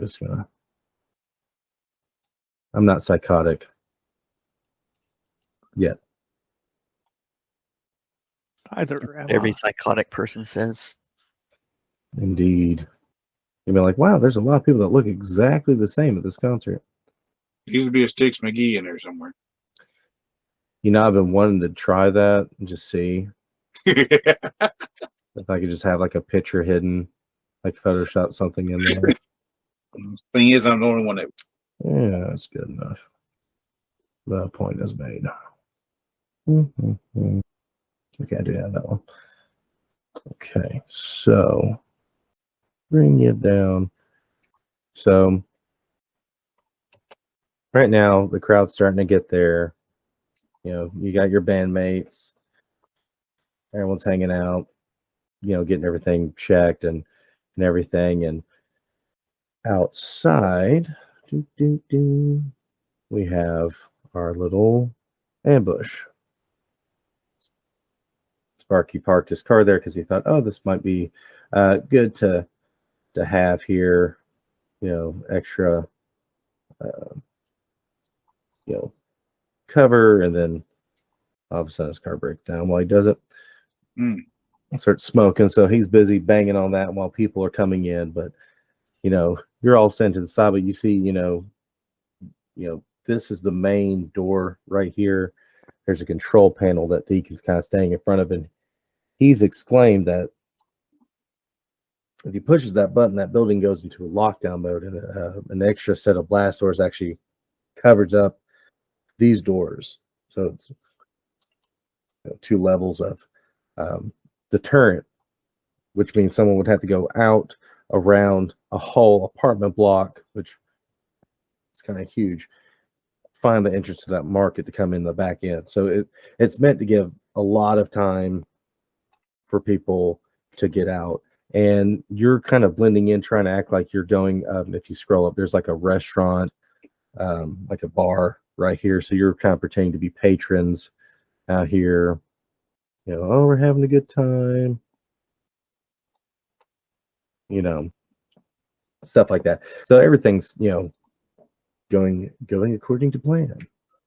So not too long, Deacon actually comes over to you and says, okay, the last of the people should have been that were ticket holders have come through. On my count right here. So if these players are going to make a move, it's going to be now. Y'all ready? I'm good. Ready? All right. Let's keep a lookout. And kind of goes back and stands where he stands. He just, inside, the crowd's chanting. You can kind of hear it. 3D gets on the mic. You hear him, tap on it. As you're hearing all this, you see they're not really hiding it. You can see kind of far out 2 individuals just kind of stalk out of the shadows. And that's what they look like. Fancy. Very fancy. And they kind of just, stalk out. They seem very fast. And Deacon kind of doesn't move. He's just standing by the door. You can see him tense as he knows who these people are. And you see him kind of, do a little finger wag to y'all. And he points. And almost in a blink of an eye, one moves and shoots. The other moves and shoots again. Super fast. Like it's almost like, whoa. Surprise round. Yep. So one shoots at Deacon. Yeah, one shoots at Sparky just because that's who he sees. Is this a wall here, or how high is this thing? So it's like a barrier comes up to your waist. Yeah, that's what I'm looking for. You see them, they just burst at you as they run, trying to keep you under. So make a evasion roll, Sparky. Let's see if Deacon can dodge. Oh, wow. Sparky just did a kind of a matrix move there. And Deacon did not. No. So Deacon gets hit. So you see him get hit, and he kind of actually hits the wall behind him, and you see him elbow the button. And on a radio, you hear him call out, "Tell everyone to remain calm. You got a situation." And he kind of, rubs his something and goes, "I'm gonna need more to get me." So, oh, wrong button. Let's get some initiative rolls. I should know better than that. Did I just get a 0 You initiative? got a 0 initiative. Yeah, that's what I was looking at actually. When he did the matrix move, he hit his hard, and yeah. knocked himself out. Oh, ow. Hurt your back. Dong. A 10 for the set and a 0 for the landing. Yeah. It looked cool until you hit your head. It was like, oh, let me do sets. He'll help too. Oop, too many times. No, just do that. Okay, cool. So, Deacon goes first. All right, so Deacon's pissed. You see him kind of almost from out of nowhere, he just pulls out this large rifle, and he's going to shoot at him. And let's see, lots of windows here. And you kind of just see, it almost seems like a shimmer effect when one of the twins kind of dodges it. It's very weird, almost foreign looking to you. And Sid will shoot at one as well. I'll use a pistol. He won't. Now the twins retaliate. So one will shoot at Deacon again. The other will shoot at Sparky just because that's who they see. If they want to, they don't. That's weird. They didn't include their skill on there. No, there's nothing there. Yeah. Just the D10 roll. Yeah, interesting. Has everything in there. Try that again. Those look better. Okay. So first one's at Sparky, second one's at Deacon, and I don't think they make that. They're shy. All right, moving on. So that's them. All right, Xander. All right. I don't have a line of sight on the near one, so I'm going to go up. That's quite a shot. Now you can move and shoot. Let's see. I may do that. I'll get up here to the car for cover. Yep. So let's do. Yeah, that's a lot better. That's doable for one of your weaponry. All right. Oh, yeah, you got it. So, I don't see if they can beat that. Nope. So you see one of the twins, just ping, ping, ping, and that. All right, Alonzo. You can move and shoot at either one of them. You can move here behind the car and shoot at the upward one. Or you can line up here along with the rest of us and shoot down here. So he's going to line up here behind the car and shoot across at the north one. Did you read that? May not have. No, anything but that. That looks like collateral damage. Almost does, yes. He shoots up your car. No, not the car. He shoots the tire out. All right, Sparky. All right, let's see him. This guy's been shooting at me. Mhm. I'm gonna lob a grenade at this other guy over here. Okay. Everybody else has been attacking. What kind of grenade? EMP, I'm sorry. Cool. All right. DV-15, check. Yeah, so you make it, but it's in your teeth. So you throw that, and he actually cries out in pain, and you see him kind of crumple to the ground. And then I'm gonna go over here. Yep. All right, Jane. Mark him as down real quick. Jane is going to move up here.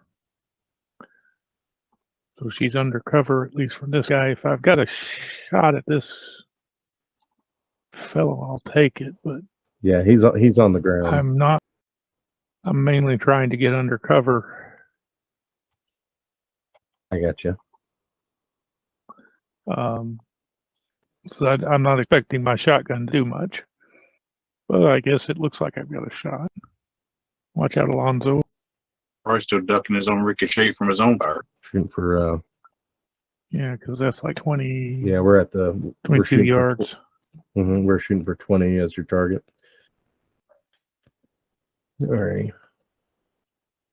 So Deacon will actually move over here to cover. He goes, all right, not what I thought it would be for tonight's activities. And you see him, he's got a pretty nice looking rifle. He kind of has a grenade launcher underneath it as well. And he kind of just thunk at the guy laying prone. Oh, yeah. So that guy takes that. So he's a bit over here. All right. You just hear it. See a big old explosion. You hear it go, oh, God, I love a good concert. So back to Sid. Sid will attempt to shoot the one that's still standing, because he's a threat to him. Oh, he shot the shit out of him. I doubt. Oh, wow. Actually, tried to attempt. So he gets, ting ting off him as well. Okay. Maybe I'll tell you. So the one that got EMP'd, he's still down. He's not going to get up for a bit. So the other one is just going to shoot. Who does he really see? He's going to shoot at Alonzo. Since Alonzo's not really behind the car. Yeah. So Alonzo needs to make a quick check. Dang. Okay. So, 22, subtract the armor, and armor goes down to 10. Okay. So that's what they do. So back to Xander. All right. I'm going to switch. Yeah, he had him. So he will attempt, I say. No, he didn't. Wow. Okay. Neat. All righty. I'll stay on the same one back there, Alonzo. Yeah, because Alonzo is next. He returns fire. All right, he hits. Ooh, goes through. All right, Sparky. All right, Sparky's going to light this guy up with an EMP grenade. Okay. Okay, I've got to load a new grenade, right? Yes, Is that an action or something else? that is an action to reload. Right, I reload to a EMP grenade. Okay. And you can stay there. Gotcha. And he says All right. the guy on the ground isn't evading. There's that. Jane. The same one, the one that's on the ground. Okay. Oh, you made it. 20 would be a hit. It is. Alrighty. Back to Deacon. You see him reload his grenade launcher as well. All right, Sid.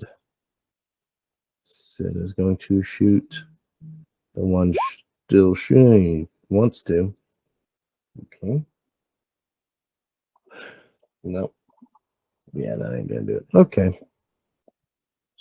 So back to the twins. Okay. You ever take your night pill? So this one gets back up, kind of shakes something off, but that takes his whole action to get back up. He's pretty messed up, and you see him. He doesn't speak. It's almost like he's doing a secret signal with his hands. And the other twin sees it and acknowledges it. And you see him kind of pull back a bit. I wonder if he can do it with this. Let's see. Who would be the best target straight from him? It'd be Alonzo again. Let me see him whip out this thing, and Alonzo takes that. Ooh, that's the first time we've actually seen a bow here, I think. Mm. Alonzo got close. Yeah, didn't quite make it. No, That's a critical hit. there it is. All right. So Alonzo needs to do spleen. yeah. All right. So that's both the twins. All right, Xander, your go. So one kind of fell back a bit. The other just stood up. All right. Same weapon, but I'm switching buttons. All right. Probably not enough. No, that hits. All right. We.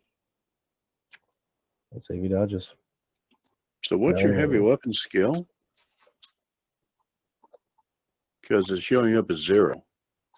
But nevertheless, you hit for future rocket attacks. We want you to continue to hit. So Yeah. Well, that's something to work on while it proceeds. see if I can find it. You probably haven't put any points in it, but with improvement points, you can. Yeah. Yeah. You just have no level in it. Yeah. All right. Alonzo? Who you want to shoot at? Up, top, or bottom? Is he staying on the top guy? All right. Yeah, because that's the one that keeps shooting him. Yeah. He kind of does that shimmer thing again. All right, Sparky. You know, lob another grenade or fire another grenade at this one. Okay. Well, where did I put it? There it is. Okay. So doesn't beat a 15, so he's back down. All righty. Back to Jane. How bad off is Alonzo at this point? He's down about half. 19, 45. Yeah, that's pretty. Well, I don't have the thing in front of me with the speed heal. I think it was. I'm going to administer a dose of speed heal, and I think that was that's his body plus his will. He gets back in health. Definitely feels better. All right. Yeah. So we'll move back to Deacon, who will shoot his grenade at the prone guy. She gets just see a big old poof go off on that kid. Oof. So, all right. He just takes it. All right. Sid's going to attempt to shoot the one on the ground. You actually got it. Alrighty. All right. So this guy is actually gonna. He's gonna move here. He's gonna shoot you, Xander. All right. You're showing with that rocket. When Yeah. it hits you. Oh, you dodged it. Nice. All right. That's them. Back to you. All right. It says it's connected to the, heavy weapons. We'll see what happens. And that's out. Well, I ducked. I went wide. You gotta remember it's under barrel. Yeah. So you had to launch it and it basically just goes and it lands on the hood of Yeah. the car. Nice. All right, Alonzo. All right. He's going to stick with the same MO, right? Come on, bring it back up here. Oh, barely. All right, let's see if he dodges that. He does. Hmm. All right, Sparky. All right, Sparky's going to let me see. What's his movement here? Is the car doing anything for cover except not getting us shot? That's just. Well, they've currently moved to where they can shoot you. He's really only shooting the people not behind the car. Right. So for you, it's kind of worked out. And Sid. And Jane's kind of behind a wall, but now she can be seen from this guy. Of course, Deacon's exposed. So you really, out of everyone, you and Sid are the only ones really kind of hidden at this point right now. All right, I'm going to poke my head out. I'm going to do like half my movement there and half back. I'm going to head over this direction and shoot this guy with my shotgun. Gotcha. So let's see. You're going to be closer. That should bring you. Double check. How much move? Let's see. You're shooting the one on the ground. Yes. Okay. You might have that 16 or so. Yeah. Oh no, shy. So you're in 16 from him. So need a 20. But you're shooting slugs, so you think you'd be able to actually smack that. Okay. Jane? He's gonna after fighting, he's gonna run back. Okay, gotcha. Jane's going to keep focus fire on the guy that is not moving because Okay. he's easier to hit in theory. Yeah. Not like that though. Nope. Pew, pew, pew. Your house with a bundle of sage. Cleanse the house. All right. From Deacon reloads his grenade launcher. Sid is going to shoot. He wants to, but he won't. All right, back to the Gang Twins. Okay, so this guy, once again, he's going to move. That's a shot. All right, he's going to attempt to shoot Xander.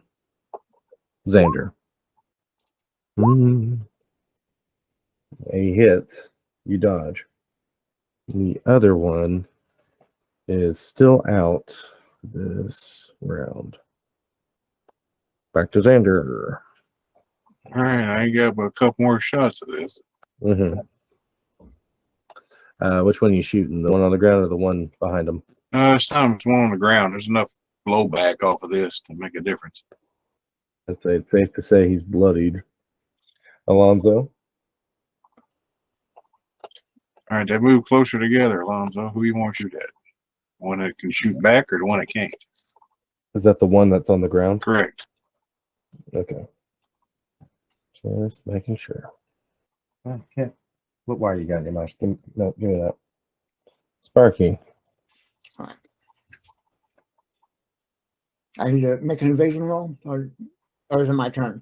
No, it's your turn. Yeah, I'm gonna pop out and do another shotgun blast. Gotcha. Hey, 20. So I'm assuming you pop out to here. Yeah, I'm gonna pop out. So that should be close enough. And he's gonna stay right there behind this barricade. And he's gonna duck down. So we're at 16 yards. Ooh, 8 to 20. That's slugs. All right, Jane. Okay, Jane is going to again the one on the ground. Mm-hmm. Yep, Critical hit him. that will get him. Here. All right. Deacon is going to shoot the one in the back with the grenade launcher. I don't know if he'll hit him. That's quite a shot. 70 on the dot. Oh, he hit him. Oh, me. Once again, you see it. Boof. Go off. All right. So, last chance for Regan to do something. Oop. Okay. So, this twin that's on the ground, you see him get up. The other twin grabs him, and they just basically pull off from the firefight. They weren't expecting such fierce resistance. They pull out, and when everything kind of quiets down, you see Deacon kind of press the button on that door, and everyone can kind of hear the concert going, of 3D's finale going on. Very, very loudly. Yeah, you hear that going off. No, Xander with good trigger discipline and everything, pointing at the ground, tells us, see, the show can go on. But you see, Deacon kind of, you see that he has a hidden slot for that rifle. He sticks it back in, shuts it, and goes. You see him pluck out the casings from his vest and goes, "Oh, this ain't nothing. You should have seen the last concert we had. A whole bunch of tiger claws came in, ran amok. Crazy. Should have seen it." And he checks his watch and goes, "Well, I guess the show's wrapping up. You all want to go inside, catch up with your friend, but I think it's all calm out here." He gave away my ticket. Douchebag. I'll wait for the video footage. I'm sure there'll be all kinds of video footage. Should have had video footage of this out here. And we probably do. But with that, Xander will pull back into the shadows. Sparky's going to the pub. Well, as you're going back to the pub, you actually see you hear a voice saying, "Hold on, I'm not. Oh, wait." You see a spyglass come out. That was awesome. Oh my God. Can I get like some commentary about what you felt like during the action? Like, were you scared? Like interview moments, stuff like that. Do you have time for that or no? Xander will just offer one thing. He'll pull his mic in closer and tell him, says, maybe Deacon could realize to make a better ally than opposition.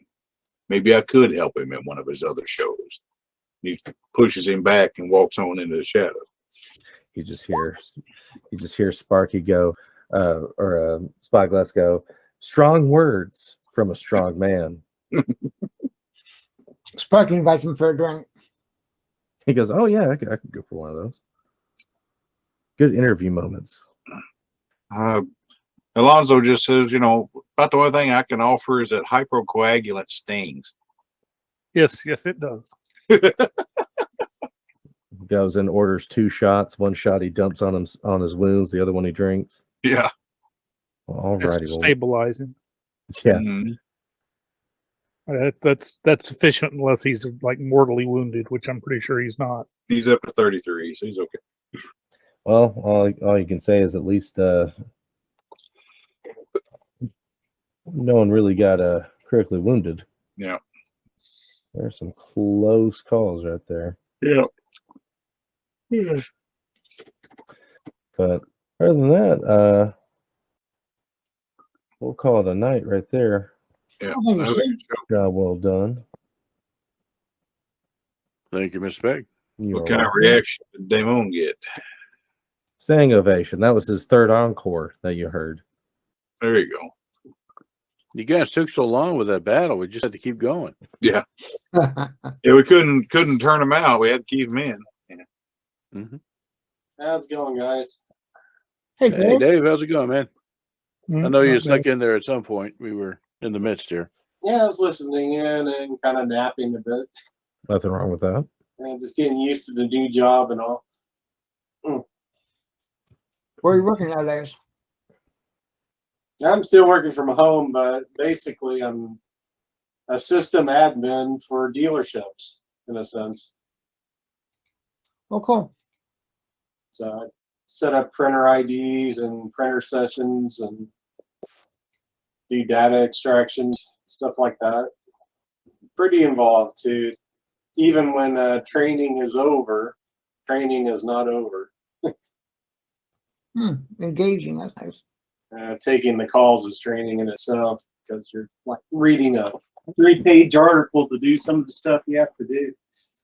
But any complaints from the peanut gallery or questions? Sorry, I had to turn my microphone on. Nope. We were just kind of sitting here taking it in, trying to figure out what everything is, doing a little bit of Mystery Science Theater with the microphone off. So There you Well, go. like you see, the character sheet more or less does it for you, but it has its bugs. Yeah, if everything's not correct, miss rolls. But if it's something you're interested in, all are welcome. cool. The book is included in mine under a compendium. There's actually an app too for character creation for this. I found. Good deal. Let's see if Eric murders us, either because we're on the Tomb of Annihilation or because he's tired of having us in the game. So, and then we'll see where things go. Hey, no, it's all right. He might kill the party going cyber psycho in this one, for all I know. So That's true. the game is young. When we die in Tomb of Annihilation, it won't be E's fault. It wouldn't be the Zen Bassmasters if That's it was. right. Perfectly No. capable of that all by ourselves. So, yeah. The No, hardest job for a ZBDM is to keep the party from dying. Speaking of Annihilation, the big question on everybody's mind this week going around the world, will he do it? Will he press the button?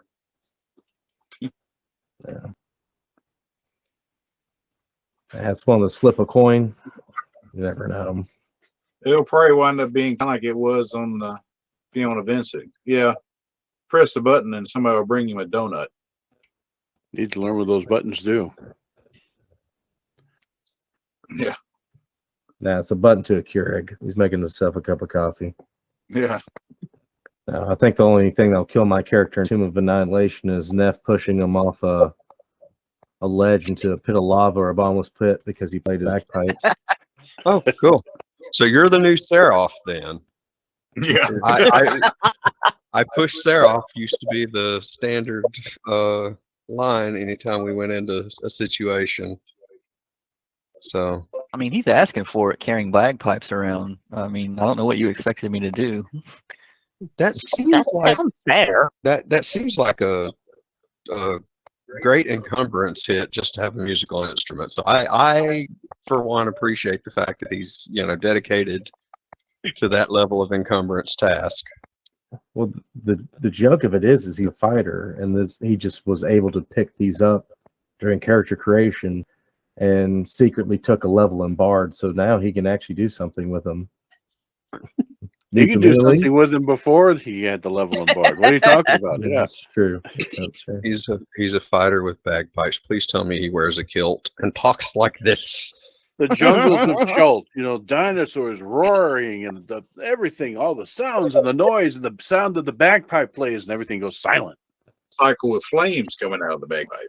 Oh yes, Yeah. it gets better. He had a set of tools and he fixed a wagon just because there was a wagon on the map, not necessarily there was one, and he fixed it. And he's like, no, bring the wagon. Like that's the new. Can I fit the wagon in there? Yeah. The wagon's a new character, right? We were Hey, thinking Could about how not can we fit get the wagon, the wagon. inside the tomb. It was a flotation device. At It one was. point. We tried to float it on lava. That's just how extreme it got. A good quality wagon. Bruner Yeah, said it would work. It floated on the lava. It was a pretty good quality wagon. Was probably being the operative word there. He's It did float on lava. It did For a moment. for a little bit. He's like the Flexo guy. That's a lot of damage. Oh, look. You can somebody fix it. Somebody pressed the button. Oh, yeah, it's the DoorDash guy. My burger and fries. Yeah. I'd also like to clarify that Seraph hurts the party by accident. If I do it to Bruner for his bagpipes, it will be very intentional. So, Well, Seraph hurt the party by accident. The party did not hurt Seraph by accident. Y'all considered playing Shadowrun by any chance?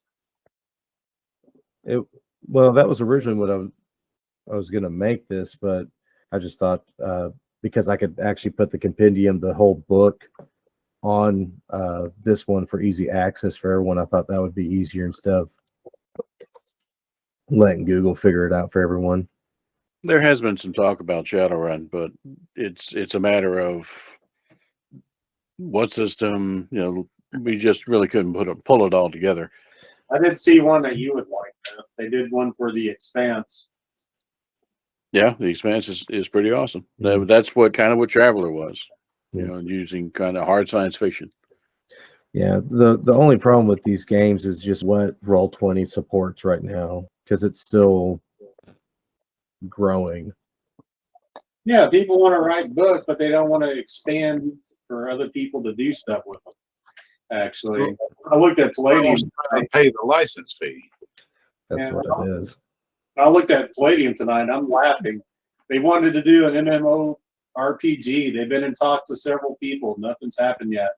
Now they want to do a movie. What I reckon for sure. Decade and a half. Yes. Didn't they have something to do with robot jobs? More like after the bomb robot jobs. Oh, okay, that's your cat, right? The cat has made an appearance. It has performed for us, as is traditional at every game. Yep. Oh, Pandora over here.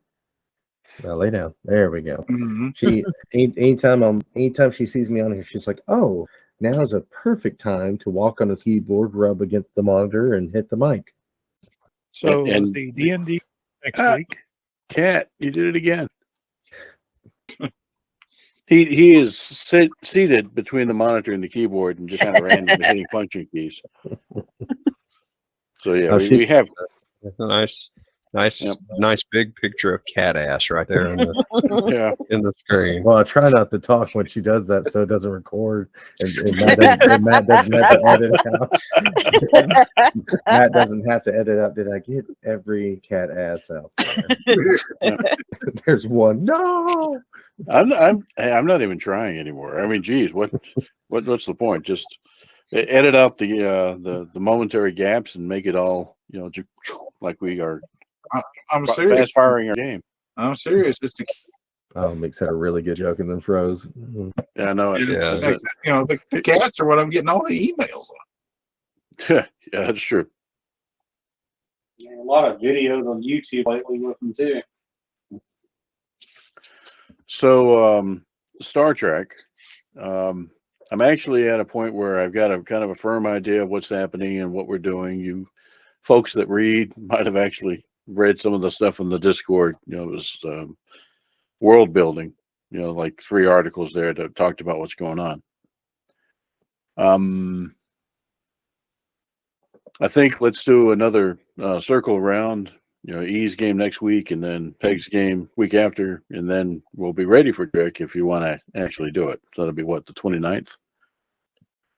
Yeah, so 3 weeks time.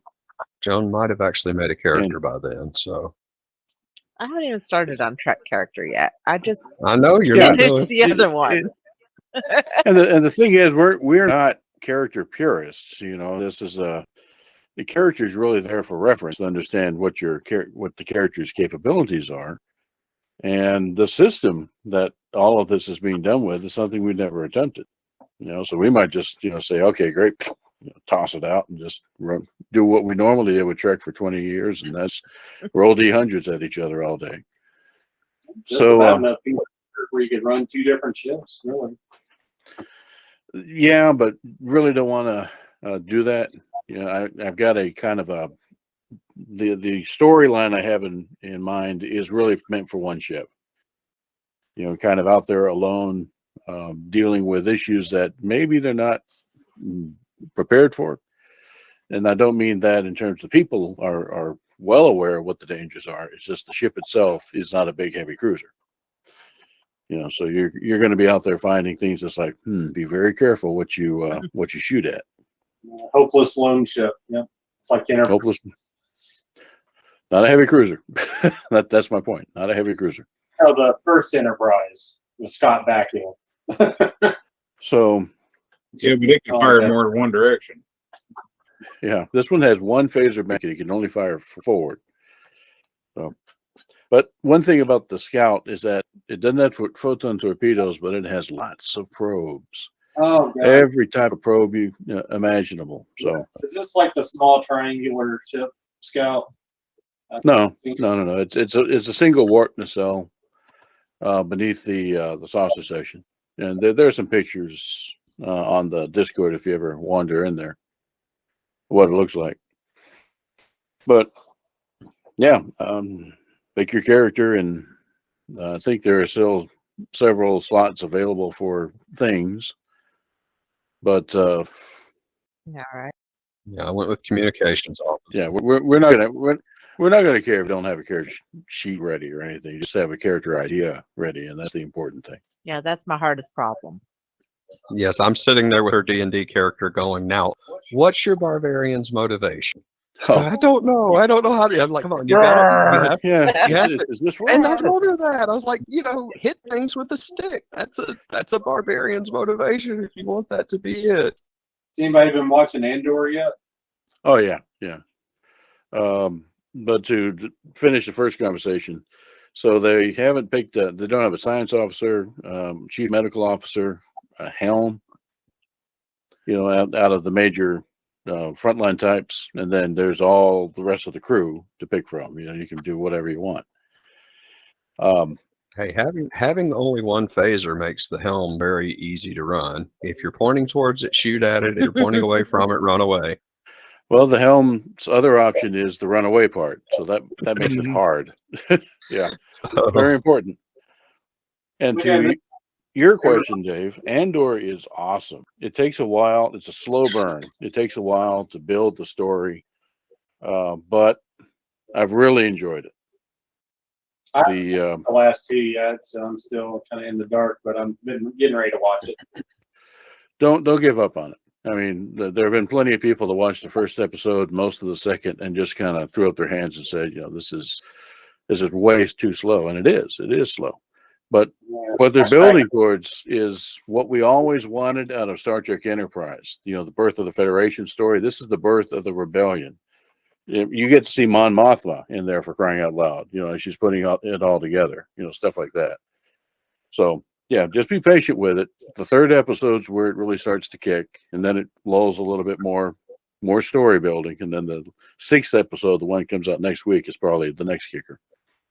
I don't really have any complaints on it so far or anything. Still watching. As far as Star Trek goes, I guess this would be easy. Really, people just have to worry about ground skills. As far as the space skills go, everybody has one job that you roll for: science or fire that missile. Yeah, a lot of in the Trek game, a lot of it is going to be ground stuff. Away missions are going to be probably the main focus of what happens. What you do in space, encounters and find things. So will probably be as previously described, runaway. But yeah, when it comes to finding things to act upon, it's going to be away games. I was told to fire something. I roll a die. I hit. Okay, next. Not going to be quite like that, I think. Do you have a botanist yet? We do not have a botanist. Do you want to be a botanist? I think that's what I'd want to be. That's an interesting choice. In more ways than one, actually. So that's good. I like that. You want to be like My the mother, chief science officer botanist or just a botanist? Just a botanist. Got it. Okay, you're it. my character's mother was a botanist, so she'll actually we will get along. She's a Starfleet brat. Those well trimmed bonsai trees in my quarters, you know. I mentioned that that's an interesting choice, and I don't know if you've read any of the intro material so far. I can't read. You know that. It's really mean to ask. You can read, you just don't want to. So the Carson, this scout ship, was beaten up pretty badly in there was a war with Klingons. I'm actually timing this immediately after the War of the Klingons in Discovery, if you watched Discovery any. So that ends. This game picks up, but the Carson was involved in that war in some way and got beat up really badly. And more than half the crew were taken out in this one massive explosion that took out a starbase. Most of the survivors, they only lived through the ordeal because one of the places on the ship that survived was the Arboretum. You know, like deck 8 or 9 forward, that was on the bottom side of the saucer section, shielded from the blast. So it's an interesting choice that you picked a botanist, because I spent a lot of your time there. Yeah, I'm about on season 3 of Discovery. Maybe that's that point. I think the Klingon War stuff took just the first 2 seasons in Discovery, and after that it just went crazy time travel stuff. Nah, my big complaint was the spore drive. Really? I'm going to grow my warp drive. Okay. The Spore Drive was we want a plot device to be able to go wherever the hell we want. That was the Spore Drive, and that's what they used it for. So I have about the same complaint as the spore drives as you would with Q in the Next Generation, basically. I understand, and that's not unreasonable. You know, Q is a bit is overwhelming. So too could the Spore Drive be if it actually became canon. You know, ships just popping out from nowhere and boom, blow away their target and then disappear. Okay, yeah, that's not the trick we know. While you're putting the poor guy into a coma while doing it because he's hooked up to the damn thing, bleeding. Yeah. So, So no Spore Drive. One thing I'm hoping to accomplish with our TOS Trek game is to kind of dispense with the tropes, no time travel. You know, none of the stuff that's really gotten frustrating in Trek lately. It's kind of going back to some of the episodic nature of the original Trek episodes. There is a story, but it's not necessarily hard linked one game to the next. Traveler was very much hard linked one game to the next, but you're going to try not to do that with this trick thing. Partly because people are in and out all the time. That way, it leaves you free to not be in a game, and it's no big deal. And you can have cameos that way. That's right. yeah, I read on the Star Wars Edge of the Empire material a little bit. It's like, well, that would be hard to do. They don't use actual dice. They use these special coded dice with the game. Oh, I have a lot of experience with that one. That's Fantasy Flight's Star Wars RPG. And actually, I think I have them a drawer right here. They all have these symbols, and I actually that was the first time I bought a GM screen because I could not translate what the heck these dice meant without the GM. Because it got this whole like criteria thing, like this does this, and you can do that. Oh yeah, here you go. This might be hard to get, but they have all these different symbols on them, and each dice means something. Like you have these are negative dice against you to do a skill. These are like yellow and green are what you get from your skill. And there's a blue d6 that's like advantages, and you basically just like roll a cocktail of dice, and you're like negate. This goes through. What do I get? and it's insanity. It's like, why would you make it to where? Because it runs slow. It runs so slow, especially if you didn't have the GM screen to literally just go, I can do this, because you're running this cocktail of dice just to see if you even shoot. It was the lore they have in there and the specs. I love it for if you want to come up with something Star Wars, but definitely not the best system to run for sure. I have to say, of all the systems, I would think Star Wars would be just about the last one that I would expect to have rune casting in it. It basically is. I mean, I had a character I was rolling average 15 dice with each roll. Wow. So it's like That's we just had a to get. Jedi. Oh, the Yeah, Jedi rolled D6 more. system, the normal D6 system can get there. Yeah, that's true. Yeah, but I mean, we literally had a dice tray because we didn't want to lose, because these dice are expensive. They're and you have to buy 2 packs. I think they did that on purpose, or else you're borrowing. So they're 15 a piece. So it's like, book, the dice, the frickin' board. I mean, a small fortune just to. You haven't even made your character yet. I think the kicker on that one that annoyed somebody is the same system has they actually have like a fantasy system. Yeah. Same type of dice and everything like that, except Star Wars specifically, and they've got like 2 or 3 different systems that all use the same dice, except Star Wars specifically uses a different Yes. faced set of dice. Yes, they have the Republic symbols on there, so you can't. Those are specifically Star Wars. But yes, the other system is called Genesis with a Y, and it's they made it to where like they have their own cyberpunk version of fantasy, all these different things to run. So yeah, it's absolutely ridiculous. It's I thought it was stupid. Here's a crazy idea. How about instead of you choosing your action, you roll the dice to choose your action, and then you have to describe how you do it. You kind of do it in the Star Wars one, because like I said, it had like a list of what you rolled you could do through the dice. And I rolled so good one time, I shot a stormtrooper in the face and the bullet ricocheted, because I had a slug thrower. It ricocheted off the stormtrooper's helmet and hit door control to close a blast door. So, I mean, it's one of those games like you could. That's definitely a Han Solo story right there.